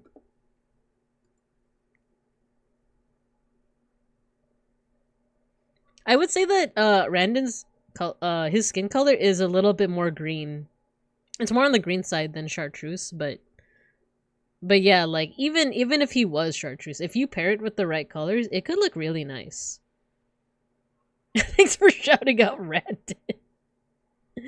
Associated with yuck. Exactly. But there's some, you know what? Let's Google it. So, good color combinations Chartreuse.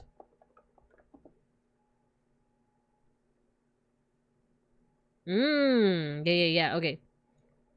I googled it, and this is what came up for me. Actually, yeah, you know what, Randon is a bit more of a Chartreuse. I was imagining a bit more of a color like this, you know? This is a nice color combination. Same with this, you know, the dark blues with the grays. I like this, because this is like, I don't know, like you would not normally think to use these colors together, right? oh my, who is this fellow? Who is this moaning orc? That I do love so. But yeah, so you know, we've been talking about Chartreuse so much, but in combination with these other colors, I think that's another good color combination. You have the yellow Chartreuse, right? But you also have this like blue purple, and then for the fleshy tones over here, it's almost like a magenta purple. You put that all together, and along with you also have like the grays, the steel color as well. Hello, Frank the Tank. Welcome. Thanks for joining the class. We are doing a little bit of art appreciation. We are looking at the work of Halbernacht.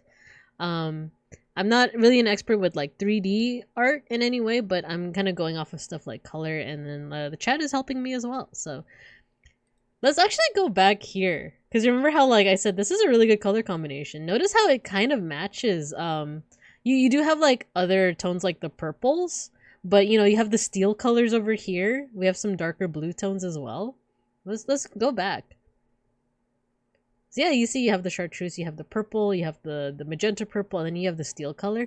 I think because they used not necessarily like a minimal amount of colors, but they kept to a certain color scheme, it turns out really nicely. Oh, and you know, there's some accent colors here too. Like, look at the red. There's some accents, and then there's a little bit of this copper color as well that kind of goes with the silver. So yeah, if Halbernacht had chosen to like kind of go crazy with the colors and just add like kind of random colors, it might not have turned out so well. And actually, if you think about it, he does use, wait, let's count the colors. So we have like I said, the Chartreuse, kind of a little bit of orange too. It's already 2 colors. Here's another color, the purple. I'm gonna kind of lump this color in with the Chartreuse. And then we have the magenta, and we have the steel color, we have the red, and we have the copper. So that's 6 colors. That's already kind of a lot in terms of like a color scheme, but it's not the same proportions of colors. So the colors that stick out the most are like the steel. So I think I talked about this before. You want to have a proportion of like, I think it was like 60, 30, 10. So like 60% one color, 30% another color, 10% an accent color. In this case, it's not quite 60-40 because there's so many other colors, but it's almost like 50% iron, you know, metal color. I want to say, oh no, do I know my math? 30%, you know, the purple. And then 15%, oh no, I'm floundering. 10%, this probably isn't going to come out to 100. 10%, you know, like the different purple shades, and then 5% red and copper. Me 2% math? No. It's hard to do this in my head. But yeah, like the point that I'm making is that like if he had gone like, you know, 10%, what's that one song? 10% power. It's 50% skill. 30% concentrated power of will. No, if he had gone like, you know, 20% purple, 20% steel colored, 20% magenta, 20% chartreuse, 20% red, it would look like a bit of a mess, kind of. Like it would I don't know, it like your eye wouldn't know how to focus or where to focus. But because he has these proportions, it's coming out really nicely. I'm just thinking of Scott Steiner doing math now. Oh man. But yeah, like the color's just really nice in this, and then like the textures here too, really cool, very goopy, really fits kind of the grim dark aesthetic, right? Only if we are genetic freak. Okay, let's go ahead and go to the next one. Let's wait for a full rotation. This is very grimdark, you know? Like what are these spiky things coming out? This guy knows. Oh my gosh, it's so like pustulating and undulating and like kind of fleshy and stuff. God stop my sinful hands. Oh my. Enjoy. Oh, the roots. Okay. So we know that. So are they meant to portray roots, or is he actually using roots to? So like, what is this meant to portray, and what is the actual material he's using? Because that's pretty neat. Like, I don't know if you would happen to know, Matthew, or anyone else in chat, of like what? How did he get this material here? Because it reminds me of like metal shavings. That's what it reminds me of, like the kind that you use to like play around with magnets, you know, like pencil shavings but metallic. Yeah, it looks cool. It looks cool. I assume it's flocking. What is flocking? Let me take a look. Flocking powder. Oh, cool. Wow, he's here, Helbernocht. Hello. Thank you for the follow. Thanks for joining the class. We're currently art appreciating your work. We had just finished looking at your Chaos Knight. Let's see. It's painted static grass. Ah, okay. Turn of 28 is a post-apocalyptic Napoleonic war game with root vegetables. He used a model grass tufts for the roots. Ah, okay. Yeah, welcome. I've been lurking. Oh, okay. Scatter. The goop effect is pour on resin that's been tinted with yellow inks. Ah, okay. Cool. Nobody panic. Stay calm. I know the Halber, the legend is here. But nice to have you here. Yeah, if you want to go back to lurking, no pressure to you know, like I don't want to pressure folks into being like, no, I need answers now. I need answers. But thank you for also kind of like, you know, letting me know, because I'm still very much a beginner with analyzing 3D art. I like the we were talking about textures earlier. I like the variety of textures in this one, because you get the whoa, wait, I just noticed this. Look at the metallic parts. There's grooves to them. They're grooving. They're grooving. This looks so cool. Let's see. Get supported, nerd. I'm just vibing and building some models, so I'm big chilling. Nice. Feel free to keep on chilling. If you do want to, you know, like, whenever I ask questions, if you want to answer it, awesome. But if you also want to chill, you know, no worries. I'm good with either. We're Myron. We're Myron right now. But cool. And then also thank you, Matthew, for the context. You're talking about Turn of 28. Made a Turn of 28 forklift based on a random offhand joke. Actually turned out pretty well considering the amount of effort I put into it. Nice. So I'm really appreciating, we were talking about colors earlier, right? Like color schemes. This one has a pretty solid color scheme of the red with the blackish gray with some tints of other colors as well. There's like a little bit of orange yellow here. We got some fleshy tones too. Let's see.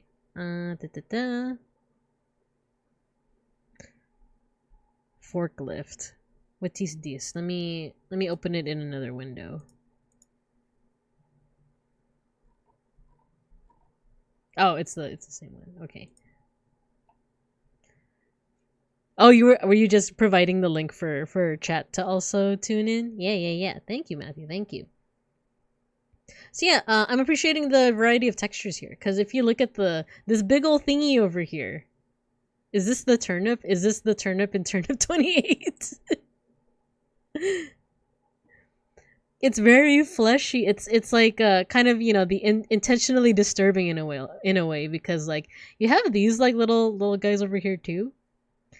but it's contrasted really nice with kind of like the how do I say this? Like the industrial, very geometric shapes that you see on the forklift itself. You remember a couple of weeks ago we were talking about stuff like words like organic shapes versus geometric shapes, right? Geometric shapes are shapes that are very like measured, so triangles, squares, the kind of shapes that you learned about in kindergarten, right? Whereas organic shapes are stuff that is more the stuff that you see in nature. So this is actually a really good demonstration of organic versus geometric, because look at this big old pustule thingy with the bumps and like kind of fleshiness of it all. And it is an organic shape. An organic shape is something like a cloud or a leaf or something that is organic, like it's based off of like life, right? Compare that to what you see here with the forklift, where it's very geometric. Not only that, but you also have the textures that are like. At first, I thought these were like your fingerprints. I was like, "Oh no, are you doxing yourself? Are you like analyze the fingerprints?" But it looks like this is probably made with some kind of tool, or maybe with like another metal object that I don't know if you like impressed the design on it. Organic turnip. It's him, John Turnip. This inspired me to ask Omana to draw forklift certified cat made random. There you go. Oh, a resin 3D print. Oh, okay. Oh, so is this the natural texture of something that's 3D printed? Ah, interesting. Yeah, I was like, are these fingerprints? Like, computer, analyze. Computer, zoom in. We can now steal Halbernock's identity. Nah, I'm just kidding. But yeah, so there's that. Oh, you know what? I'm starting to see the grooves here too on the wheels. I'm also interested in kind of like the painting texture too, because it's not just like red, is it? Like, did you also put like darker and lighter shades in some places? Like in the places that look like they would be shaded, I'm wondering if there was a like I said, you don't have to directly answer this. If there was like, a darker tone for the parts that you knew would be shaded, like the underside of these bumps, and then maybe lighter shades for the top. I'm not sure, but it definitely looks like it. It definitely kind of has that like volume to it. So that forklift model in particular was made to be broken down. Oh, cool. Dry brush with meat lump, so the lighter edges were brighter. Ah, cool. That's a really cool technique. Like I said, I've never really painted something 3D, so that's cool to know, because like I would imagine that if you don't do that kind of effect, it ends up looking flatter despite it being 3D, right? Like, and in this way it looks a little bit more realistic. So cool. So you have the meatiness of the the turnip question mark on the forklift, coupled with kind of like the grooves that you see on this this very geometric forklift, coupled with the stuff over here, the spiky stuff, right? So then you have a different kind of organic in a way. And then you have the driver. I didn't even get into the driver yet. Like, because there's some stuff going on. This reminds me of Hieronymus Bosch. It reminds me of like a creature that you would see in one of Bosch's works, right? Because there's also a tentacle growing out, or what seems to be some kind of crab claw and or tentacle. Hello, Merrick Ishtar. Hello, thank you for the raid. I think we were just mentioning you a couple minutes past. Let's go. Hello, thank you for the raid. How was your stream? I hope you had a good time. You're playing games and demos. Cool. Yeah, thanks for joining us. Thanks for the raid, Merrick. If you want to stick around, as always, feel free. We're currently doing some art appreciation. We're looking at the work of Halbernocht, who is currently in the chat. They're making these really cool mini paints, right? Mini paint jobs. But if you have to raid and run, no worries. Same to your audience, same to anyone that came with you. If you gotta raid and run, if you want to lurk, no worries at all. But feel free to chill. Got my capture card working. Nice. Yeah, we were talking about Vampire the Masquerade. That's when your name came up. Matthew, I think, mentioned you. So, that might be something to check out in the near future. But yeah. It's hard to see, but one of the driver's arms is also mutated. Is it the on the other side, right? Because here his driving arm, or what I'm assuming is his driving arm, looks pretty normal. It's his head that kind of confuses me. It kind of not confuses me, but like, um, that's the part that reminds me of like a Bosch piece, right? And then you have like the mutated arm, right? Hello, Gerziggler. Hello, welcome. Hold on, I just gotta swap somewhere. Yeah, no worries. Tremere best clan. Nice. I usually play as Malkavian when I play Bloodlines. Bosch mentioned, yeah. Yeah. For the earlier one, for this piece, we're talking about colors, right?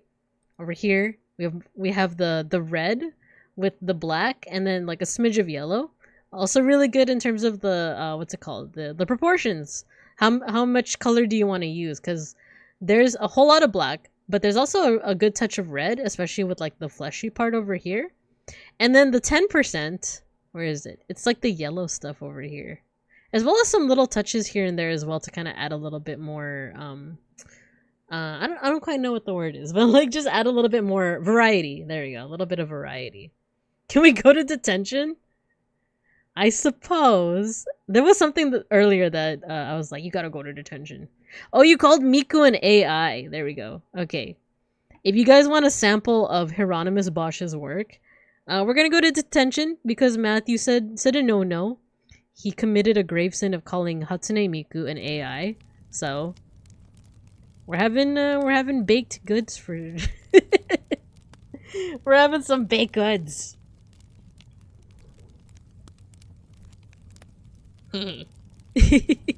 Warm. It's a little more than warm. Warm indeed, exactly. Yeah, if you guys aren't familiar with the works of Hieronymus Bosch, he's one of my favorite kind of like classical Northern Renaissance artists. He just does some crazy stuff. It's almost like a proto-surrealist, like, what's going on here type of work. Tag yourself. People have been making a lot of minis based off of Bosch's stuff, and it's been fantastic. Really? I love Bosch's stuff. I love it so much. I should really make an outfit, like, based off something from Bosch's stuff. That's pretty cool, though. If, I do wonder, like, are those, like, you know, these Bosch, minis? Is there anywhere that I can purchase them? Perhaps? I'm Kettle on Birdman's head. Eat me! Have I posted my blue flutist statue, the one that Bruva Alphabusa used in his battle report?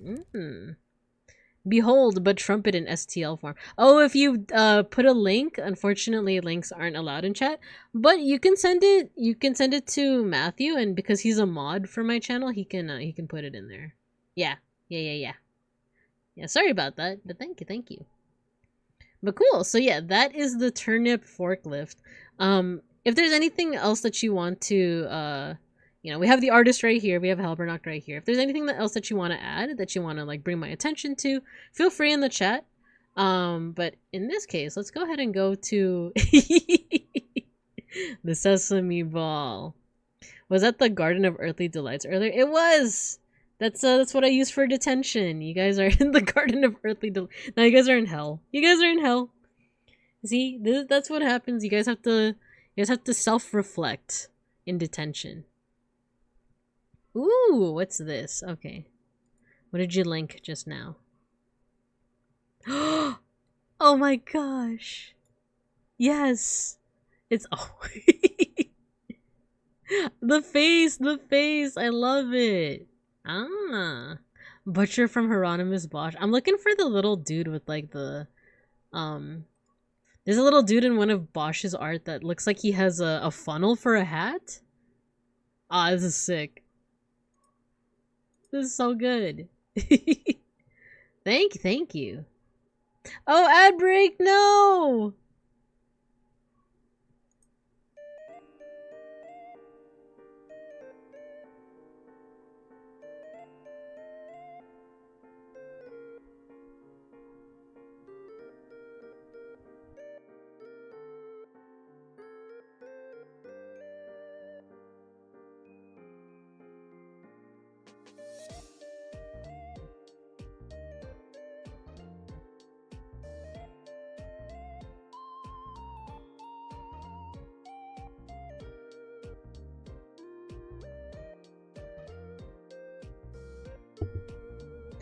Okay, I think we're back. Sorry about that. I didn't notice the ad break. I didn't notice. Alright, I'll go back. I'll go back to what we were talking about. So you guys, I tried to like not talk during the ad breaks. Just so that you guys don't miss out on anything. So let's I didn't get an alert. Yeah. It's okay. It's okay.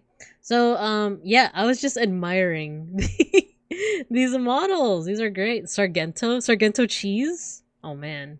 Cheese sounds good right about now. Yeah, these look awesome. I like the face. Gabriel Garcia, Piper Nose. There's a Bosch little guy. There's a little guy in one of his paintings where he has like a funnel for a hat. I'm thinking maybe that's a possible outfit in the future. Oh my god. I was gonna put my feet up because right next to me is Beans's chair and he's not sitting in it. So I was like spinning it around so that I could like put my feet up. I forgot that Schnackery's there, my cat. I forgot. I scared him. I found the hat funnel dude, I think, sent to Matthew. Ooh, okay. I want to share another mini with good textures. Oh, this is sick. Yeah, let's look at this one next. And then we'll look at the, well, we'll take a look at the, the sesame ball with the takodachis. Yo, this one is awesome. These blood effects. Oh, look, it's a religious it's a religious icon. Also more Bosch STLs. It's him! That's the one! That's him! I want this to be my next outfit. It's the guy, it's the little dude. See? Funnel for hat. I don't know if these are ears, you know? It's the boy! It's him! He's so famous. Thank you. Yeah, I'm gonna see if I can Dogbird? That's the title? That's so cute. You've inspired the Hieronymus Bosch VTuber. I've thought about it in the past of like, should I change my name to like Babinka Bosch? Because I love Bosch so much, but I need people to know I'm a bear. Okay, this one I like a lot. Bosch bear. No, I need people to know that I'm Babinka as well. Maybe what if my full name is Babinka B Bear? You know, like a One Piece type situation, but the B stands for Bosch. That'll be my full name. That's a new lore drop for you guys. I'm Babinka Bosch Bear, Babinka B Bear, Bear. All right, this one that you showed me is already stimulating the gray matter in my brain because I really like religious art. I myself am not religious, but I love religious art, like Gothic architecture, you know, like Byzantine icons, and this is chock full of it. So, you know, we have this ooh, he's got a whole bunch of keys too. We have this humanoid form, right? Either lacking a face or wearing a mask that like obscures 90% of his face with a cross on it. He has some kind of icon in the shape of like a gravestone on the back, and it looks like the pose reminds me of like a Madonna and Child, right? It reminds me of like Mama Mary carrying baby Jesus, but if you look at the figure itself, it looks more like a monk. Can I pause Instagram videos? I don't go on Instagram enough. Oh, you can. Okay. If you look at what the person's wearing, for one, it looks like a male. This could either be that tonsure haircut, the priestly like haircut, or a hat. But it also looks like priestly robes. But it does look like they're carrying something. I don't know if it's a child. I don't know if it's like something else, like a little creature or a monkey or something like that. But it's definitely like reminding me of like a Madonna and Child. But also, if we focus on just like the art here. Oh, and look, it's the Holy Grail, or what looks like it could be the Holy Grail. It is definitely a grail with like cruciform, I guess is the term, right? Like a cruciform. This guy has no legs. Or like he does, but he has no feet. No feet. Lore. So the gore texture is made using a type of glue called Uhu glue. I like that. Uhu. Ahaha. It dries really quickly into strings, so if you tint it quickly, you can shape strands to be like blood or saliva. The triple B.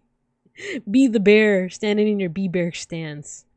Religious art appreciation. Yeah. Uhu glue. He's made for a game called Trench Crusade, which is basically Hell Invasion meets World War One. Ah, interesting.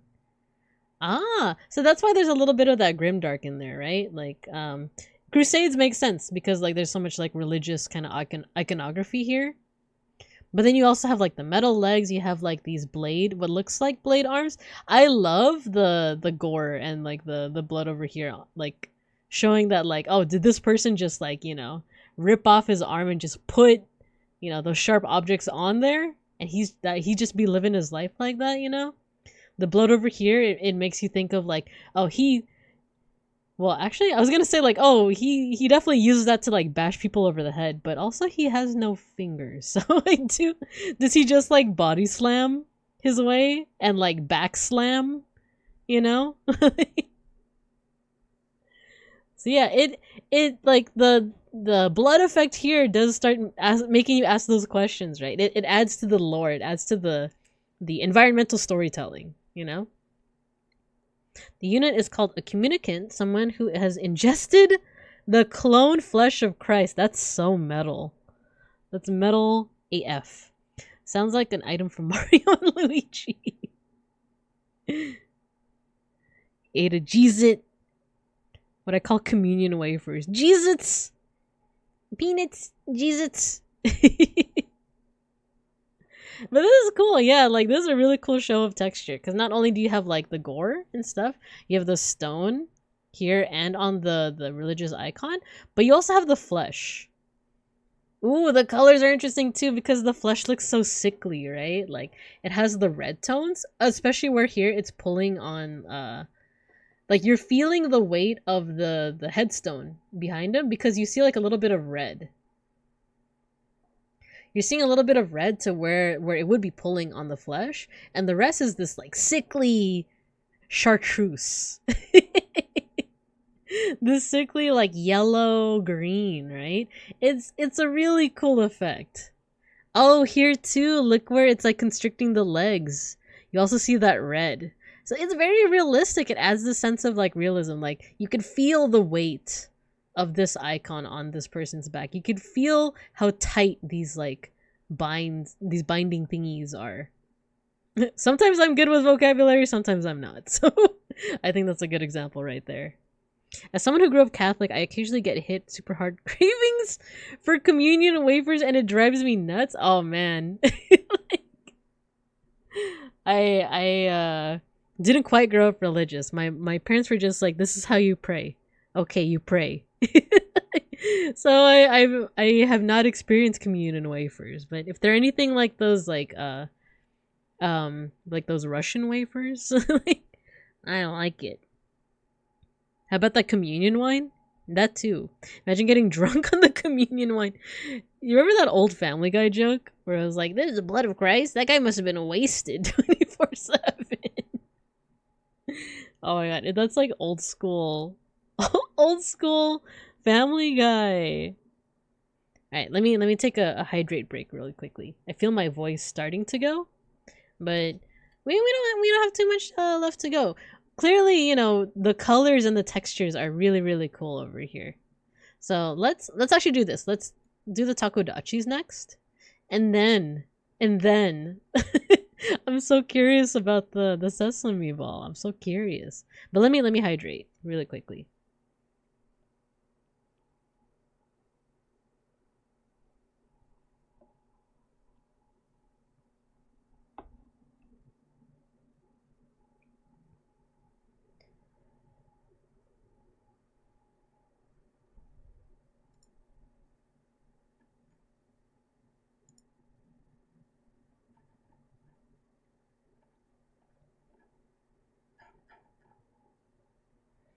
Okie dokie. Family Guy, old school crumbles to dust. Oh no. I know, that's how I feel too. I think I told you guys this before, but one time I had a student, I think the lesson was on animals and animal figures in like in history, mythology. I was telling them about the Monkey King, which now a lot of people I think know because of Black Myth Wukong, right? So people know about the Monkey King now, but prior to that, not a lot of people like unless you like are more well versed in either literature or you are East Asian / Chinese. Like I guess like kids from like white American kids from the suburbs might not know that much about Sun Wukong. So I mentioned Goku from Dragon Ball Z. Yeah, Journey to the West, exactly. So I mentioned it to like these students, and I was like, oh yeah, Sun Wukong, he inspired characters like Goku from Dragon Ball Z. And this kid is like, oh, Dragon Ball Z, yeah, my dad watches that. And that was like one of the first times I remember like my flesh just disintegrating. I know, it was like, no. Do you watch it too, kid? Please tell me you watch it too. And he's just like, nope. Bones becoming dust.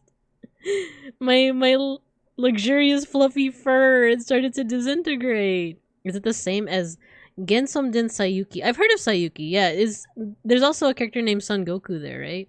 You mean Boruto's dad? Oh. Oh no.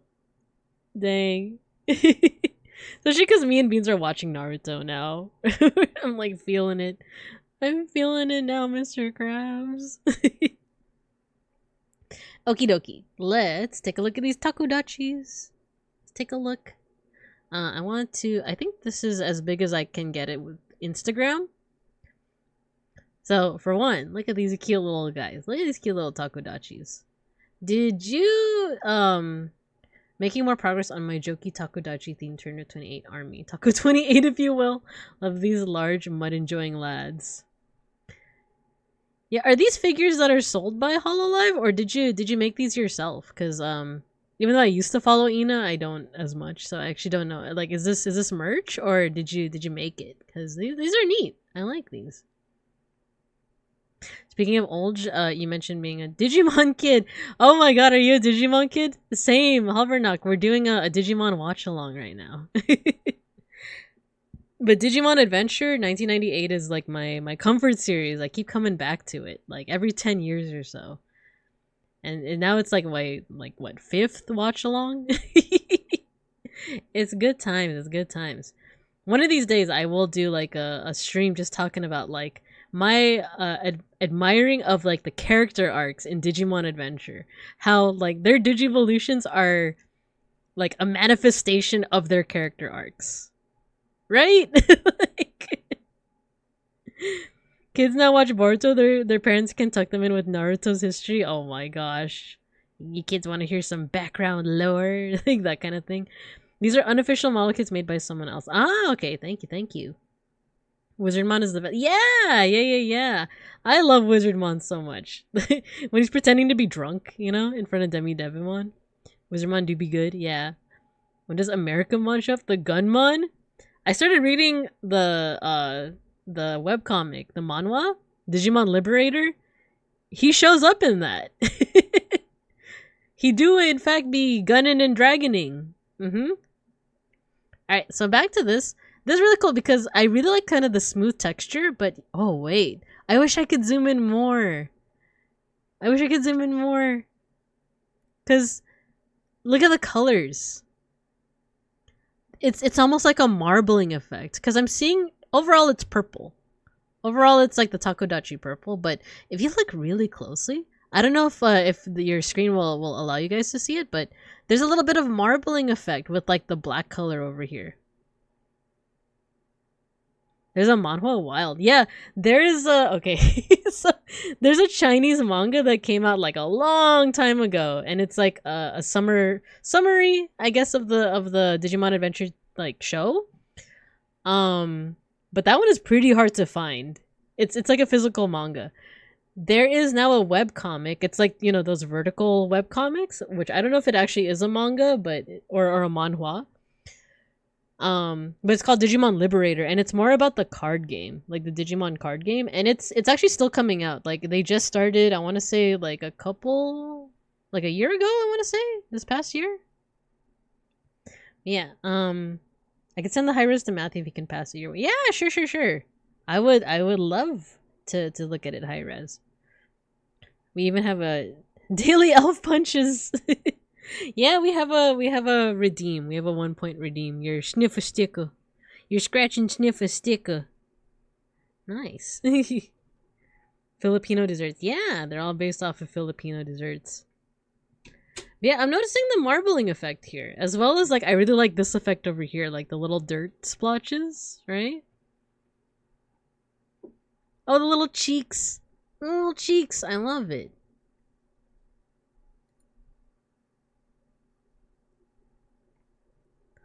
Let's see what else. So yeah, we also have some terrain over here. I'm really interested in how you guys make terrain, because I remember seeing a video when I was trying to like educate myself more on it. I want to say Matthew sent me a video about like Warhammer stuff. They don't even know about Neil Breen. Who is this?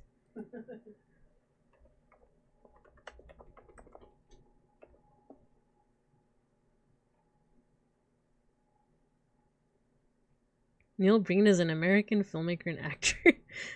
Written, directed.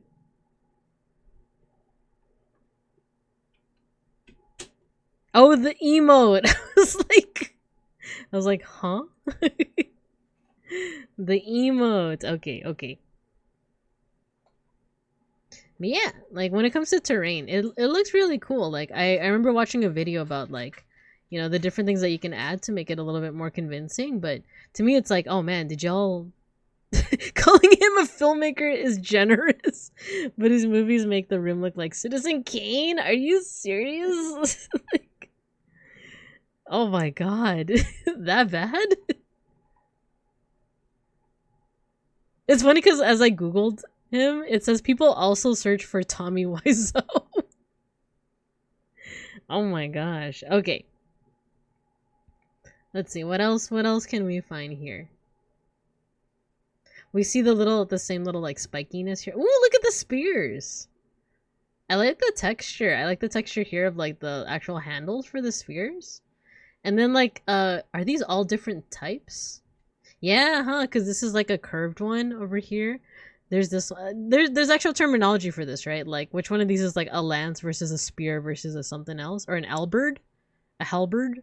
A halbernaut? Is this an alberd? A halberd?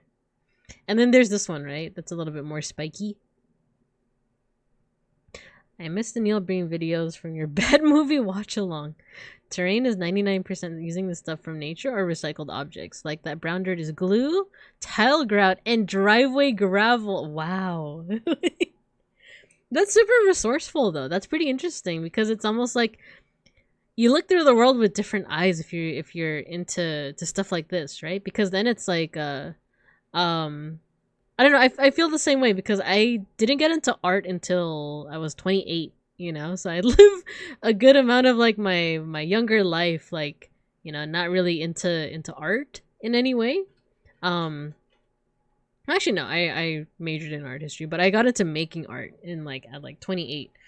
And once you go through that, it is almost like looking I don't know, through the world with like a new set of eyes, so to speak, because it's like, oh, that color is like, you know, really nice. I could use that in my future artworks. Oh, okay, here's the high res. Okay, here we go. Ooh, there we go. Now we can really, now we're thinking with portals. Oh my gosh, look at how much like texture pops out when you look at the high res version. Because yeah, look at the texture. There's like these little swirly spots. Is this kind of a byproduct of 3D printing? Is that just kind of a natural part of it?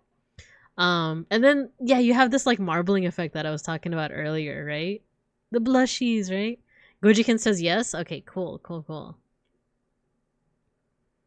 Yeah, my printer is old, so I got hella print lines. Oh, I like it though. I'm not I don't know that much about like 3D printing, but I like these lines. They add a lot of texture to it. And they make you want to, you know, like reach out and touch it, right? Reach out and touch me. You know, that kind of stuff. So it does remind me also of like, it's almost like a fingerprint. It looks like a fingerprint, but it also works as a fingerprint for that object itself, right? It's like a, even if it's like copied 3 times, it's unique. It's unique in a way. You have so much luck with primer filler. I like the little cheek lines. No, but that's awesome. So like you telling me about like, oh yeah, it's like grout and it's like drive, like stuff from the driveway is like, oh, I could use this as like a good texture, right? Along with glue. I like the little bushes too. And I like, that's another thing, is that you made each of the takodachis like very unique, not only with like the paint job, like there's little speckles here too, but also like where and how you applied that texture. Like this little guy just has a huge old smattering of dirt right on his face. Well, this one has like the little speckled texture. This guy too. And like there's a little bit more of like the black coloring up here. So they're all unique. You could give them names. You'd be like, this is Bob, this is Robert, and this is Blorb, you know? I use filler primer for priming MDF wood terrain since it's a porous surface. Resin stuff, I don't really use filling primers. Though for FDM stuff, it's very nice. Cool. Ooh, and look, we get to appreciate the texture of these little guys too. So they all have different weapons. This looks like a crab in a way. Or, I don't know, it reminds me of like a crab claw. Meanwhile, this one is like, oh, this texture's really cool. Oh, look at it, looks like they're rusted. It looks, that's awesome. Is that part of the paint job? Or is that like the actual like texture of it? Because that's such an awesome detail. That's such an awesome detail to like make it look like it's rusted, right? Like with the little modeling of like, it's like a dark brown with orange. So those riders are from a kit where they ride crabs. So you nailed it. Nice. Crab people.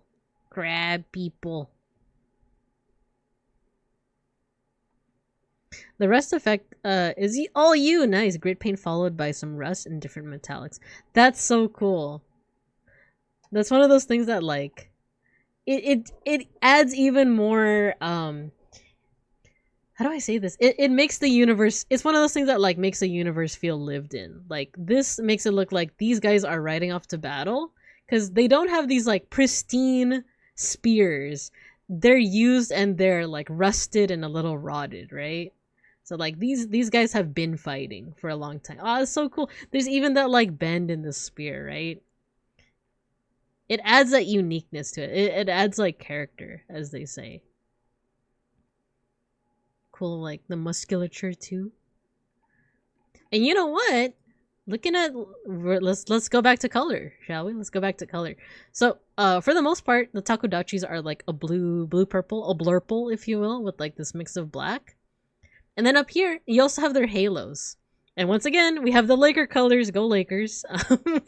We have the purple and the yellow kind of like contrasting with each other. But I think that makes so much sense with the little guys who are predominantly like red. A little bit of, it's not chartreuse this time. It's almost like a kind of dead flesh, like orange brown, right?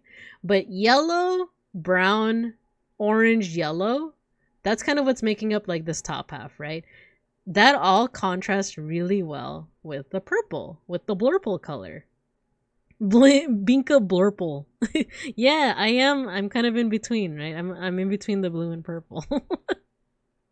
So yeah, overall that makes for a really just satisfying color scheme too. It's almost like split midway. And I think it's also like, I don't know, it's just a really nice contrast. You go from like this really relatively like simply shaped takodachi that's predominantly like blurple, and then you go like below and above where it starts to get a little bit more complex texturally. You have like all the little spikes here, you have like the flesh tones, you have like the grooves and the spears and like the crab blades and stuff like that. You have like the gravelly like dirt part over here. it all just contrasts really well. It's almost like a sandwich. It's like you made like a texture sandwich with the takodachi. So really cool stuff. Really cool. Gotta drop out. Have a lovely stream. Thank you for stopping by, Gojikins. Thank you, thank you. All right, I think we're close to ending it off as well. We're close. Excuse me. I had to burp. We're close to the end. We're just gonna look at the sesame ball, and I think we're gonna call it from there. I think I am gonna stop any incoming raids, just in case.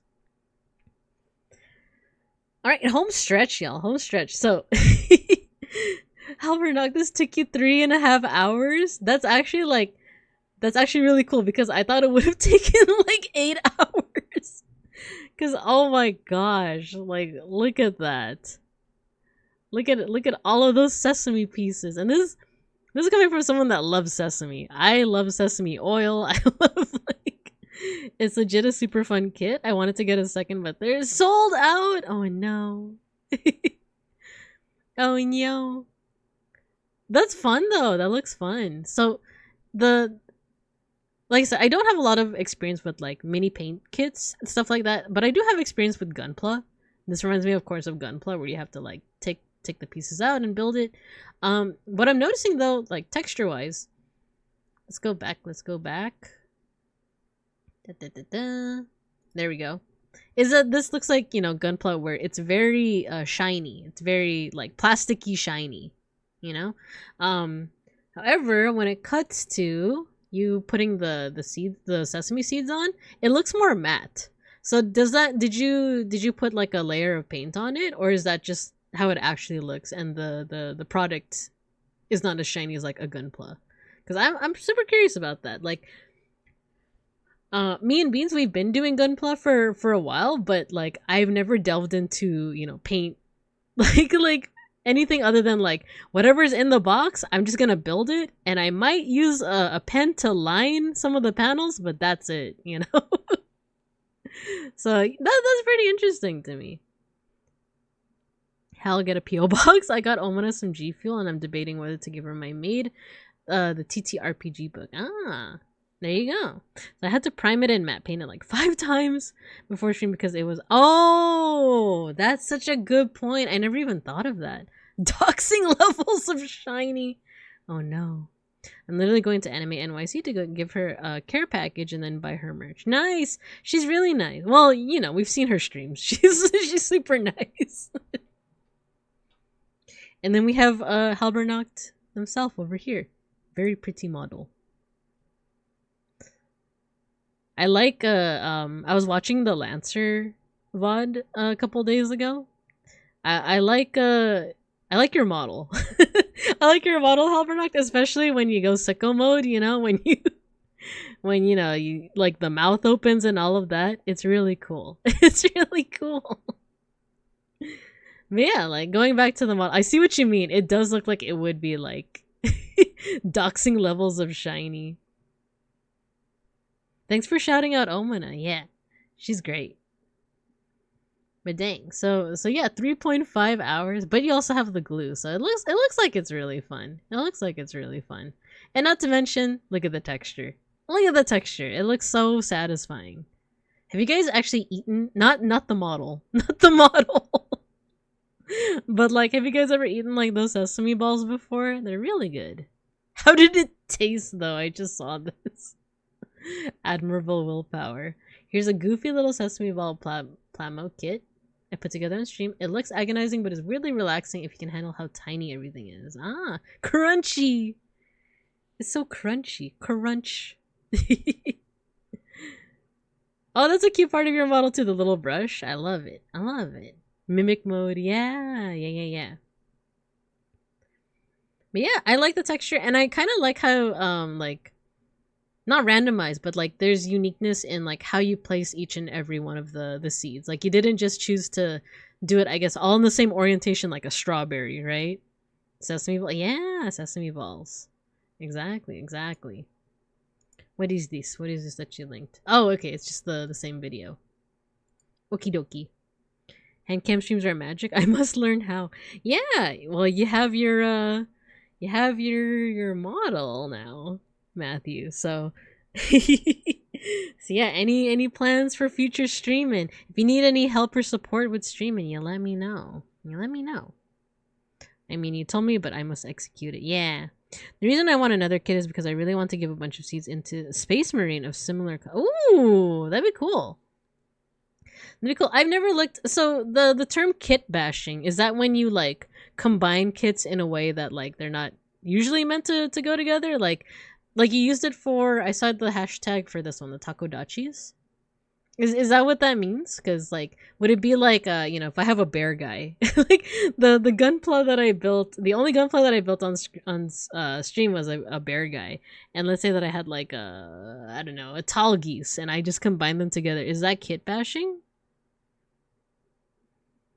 Yep, just a term for okay, cool. I'm learning. Birthday September 24th. That's 100% kit bashing. Cool. Nice. See, I'm learning. This is inspiring me to like get more into like doing some gunpla on stream. But I just need more practice. I need more practice. Education. Yeah, you guys are teaching me a lot. All right. I think it's about that time. I'm feeling my voice. So thank you, Halbernock. Thank you for, like having us. Well, thank you to Matthew, first of all, for recommending Halbernock stuff, but thank you, Halbernock, for also stopping by, giving us a little bit more information about, like, the process of, like, these kits. If there's anything that you want to share, by the way, about, like, your process, feel free, like, I'm still down to talk for a little bit more. But yeah, thanks for your awesome work. And thank you, Matthew, for recommending. Thank you, everyone, for like providing a little bit more context, because like I said, this is not something I'm used to doing for 3D appreciation, but it makes me want to do it some more. Yeah, anything you want to plug, anything at all. Thank you for sharing the arts. Yeah, anything you want. But I think I will call it. We will do our mosh pit while I decide who to raid into. For those who are new to the channel, we do have a end of stream tradition. It's our mosh pit, where all you have to do is I'm gonna put on some music. You guys can spam any emotes that you want, and then we do have open up the pit. What was I saying? Yeah, you can spam any emote, and then I also have a command where your little stream avatars are gonna fight each other. But there's it's kind of RNG on who wins. I'm painting core models on Saturday. They're little hobbit-like anteaters caught up in a brutal trench of warfare with each other. Let's check it out. We'll check it out. So that's this Saturday, right? Cool. And I think Matthew, you shouted them out. You shouted out Halbernacht earlier. So go ahead and give them a follow if you haven't already. Quick doodle right now. Would you if I do it now, it'll be kind of rushed because my voice is kind of running low. I could do it doodle a Halbernacht. Would you want me to do it like really quick right now, or would you want me to wait until like kind of the next Or what I could do is let's do it on A-Sprite. Let's do it on A-Sprite, shall we? Up to you. Let's give it a try. At the very least, I can start it.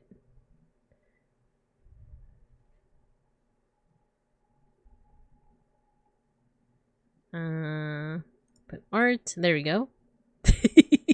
Me as Lady Gaga. Get pixeled.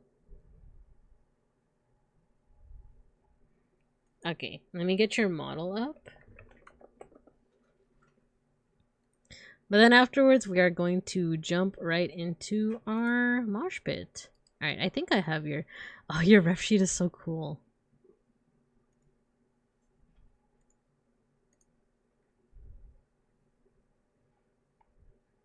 Okay, let's do this on another layer. Let's do black. Cute design.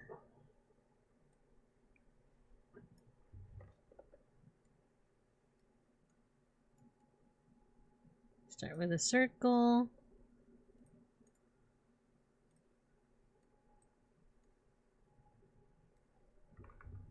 You know what? We can actually do chibi. Shall we do chibi?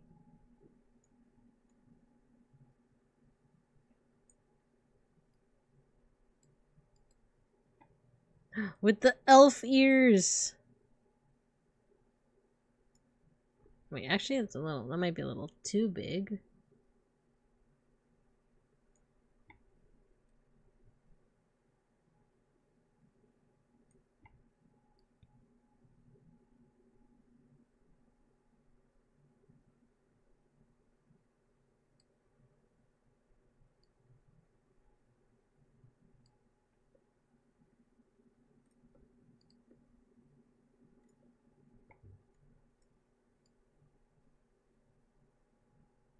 I am digging this style though.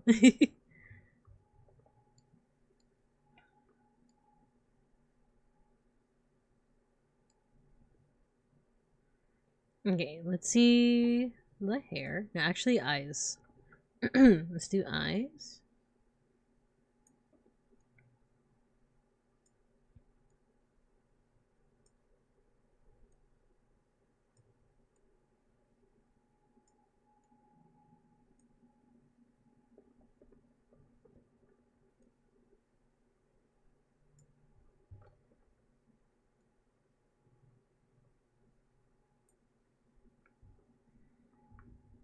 Very, very soft expression.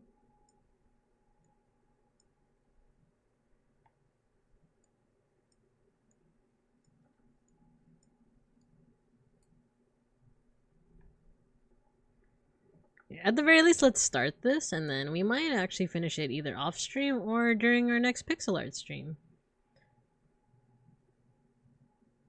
There's a large purple guy. Oh, for the stream avatars. I think that might be Halberd Nox. I still have to figure out how to like, what's up with the stream avatars, because some of I made it so that like it's a little bit more randomized, but I don't know. I don't know.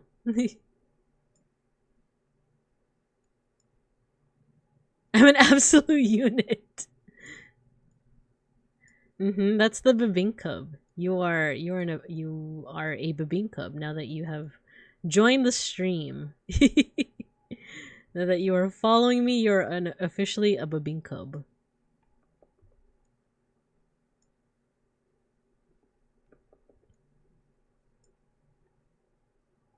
I love the long hair. There's a little ahoge.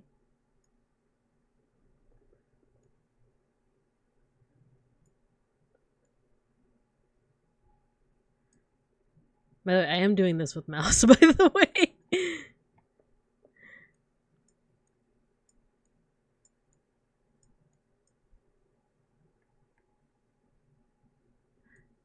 The long side locks, that's such a cute look, right?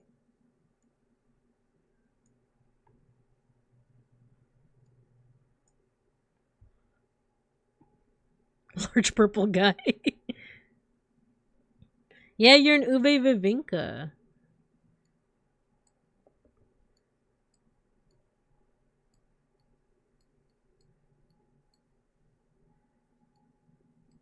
Bow, bow, bow, bow.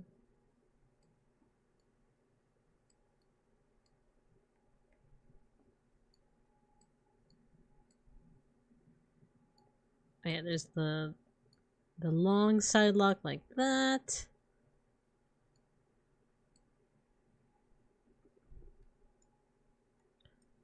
I didn't leave enough room for like the rest of the braid, but well, let's try our best. Oopsie.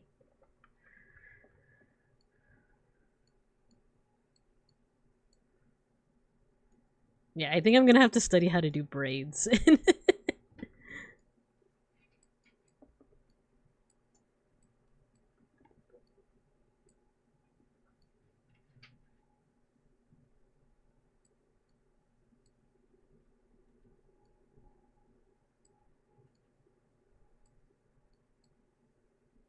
Ding, ding, ding, ding.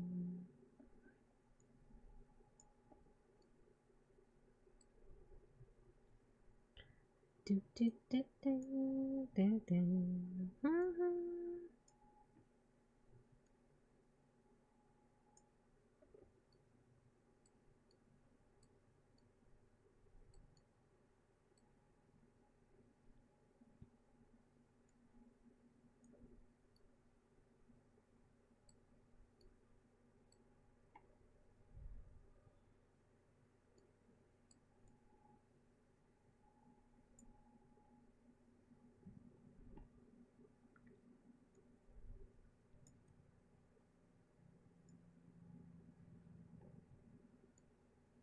Cute, cute.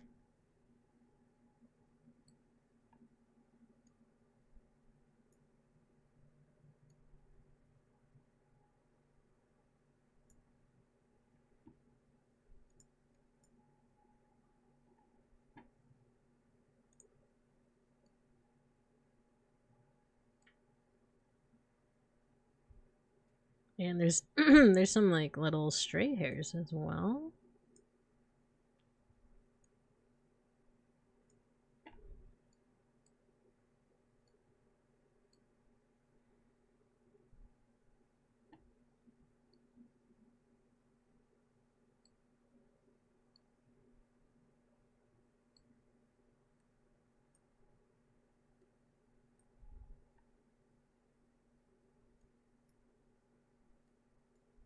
Thank you for the pet. Thank you, thank you.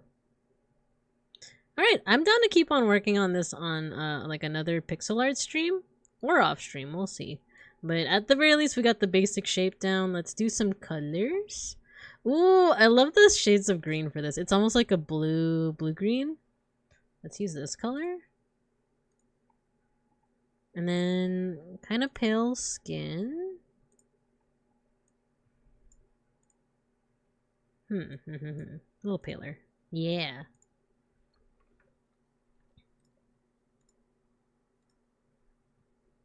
And the eyes, the eyes match.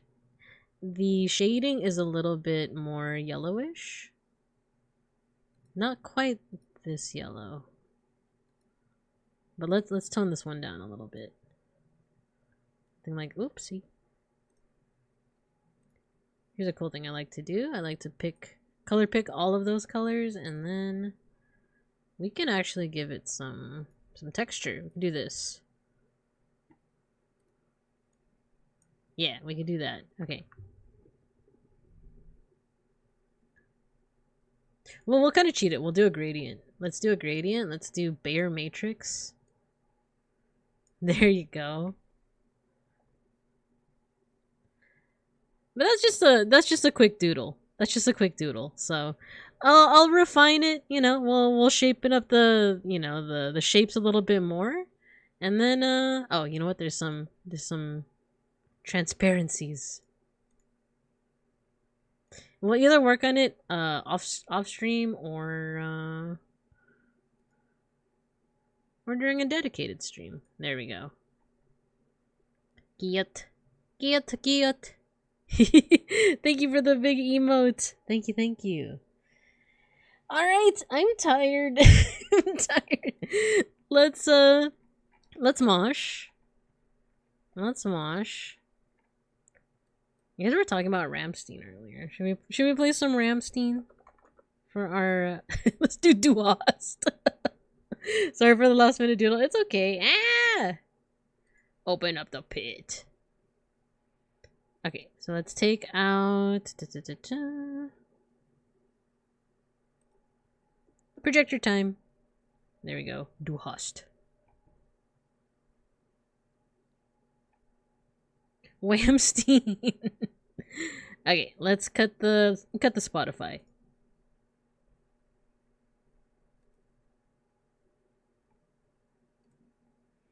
Alright guys, as soon as you hear the music, feel free to start moshing.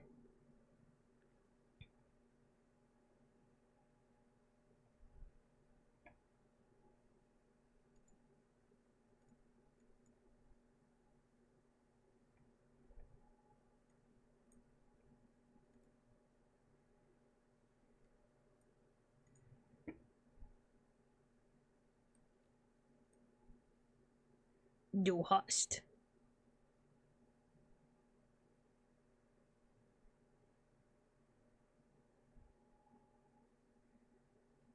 Oh yeah, I need to do the command. The mosh pit is starting.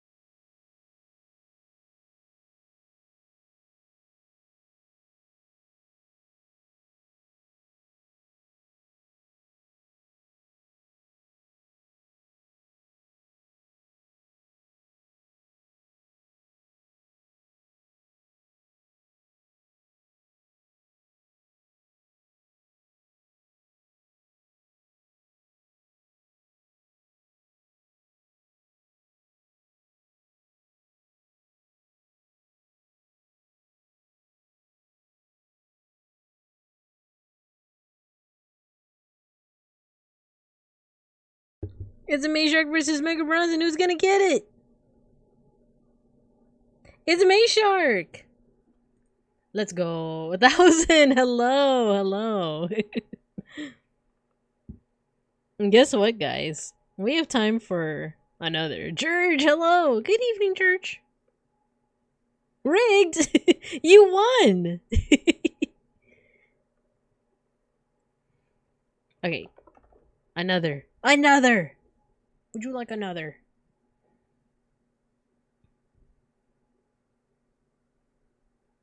Du hast.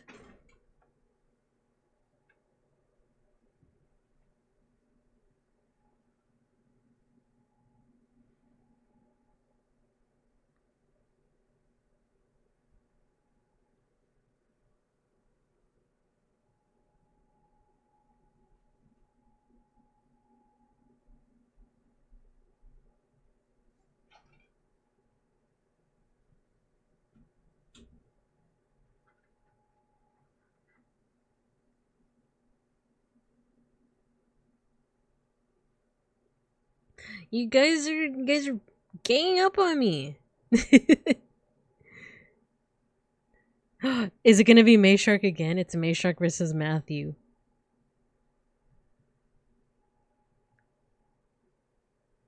I got ganged up. Me too, 1,000. Me too.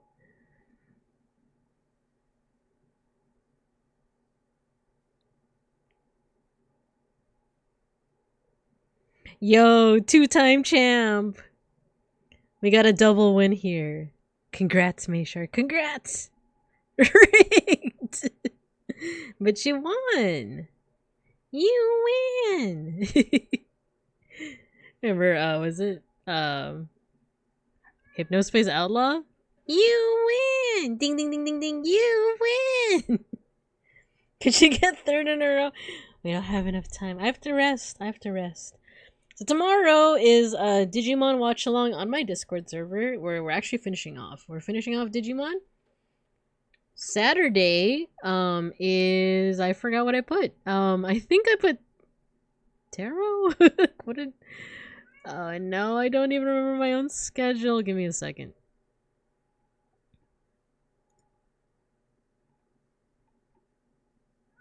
Oh, script study. Yeah. We're gonna Shnackery. We're studying katakana and hiragana. And so quick note, the collab is going to be rescheduled. That's actually going to be next week because I forgot about the Casper and Randon off collab. so this is actually going to be, we're not going to be streaming this Saturday evening. But Saturday morning, yes. Yeah, Snackery's meowing. He's meowing. Okay, guys, we're going to go ahead and send you guys... Oh, I didn't even realize you can see my Twitter. Okay. We're gonna raid to Owen. Alright, everybody. Thanks for stopping by. Thanks for appreciating art with me. Thank you also, Halbernock, for stopping by and providing some context in your beautiful art. But thank you, everyone. Thank you. Have a good morning, afternoon, or evening, and I'll see you when I see you. Bye-bye. We raid.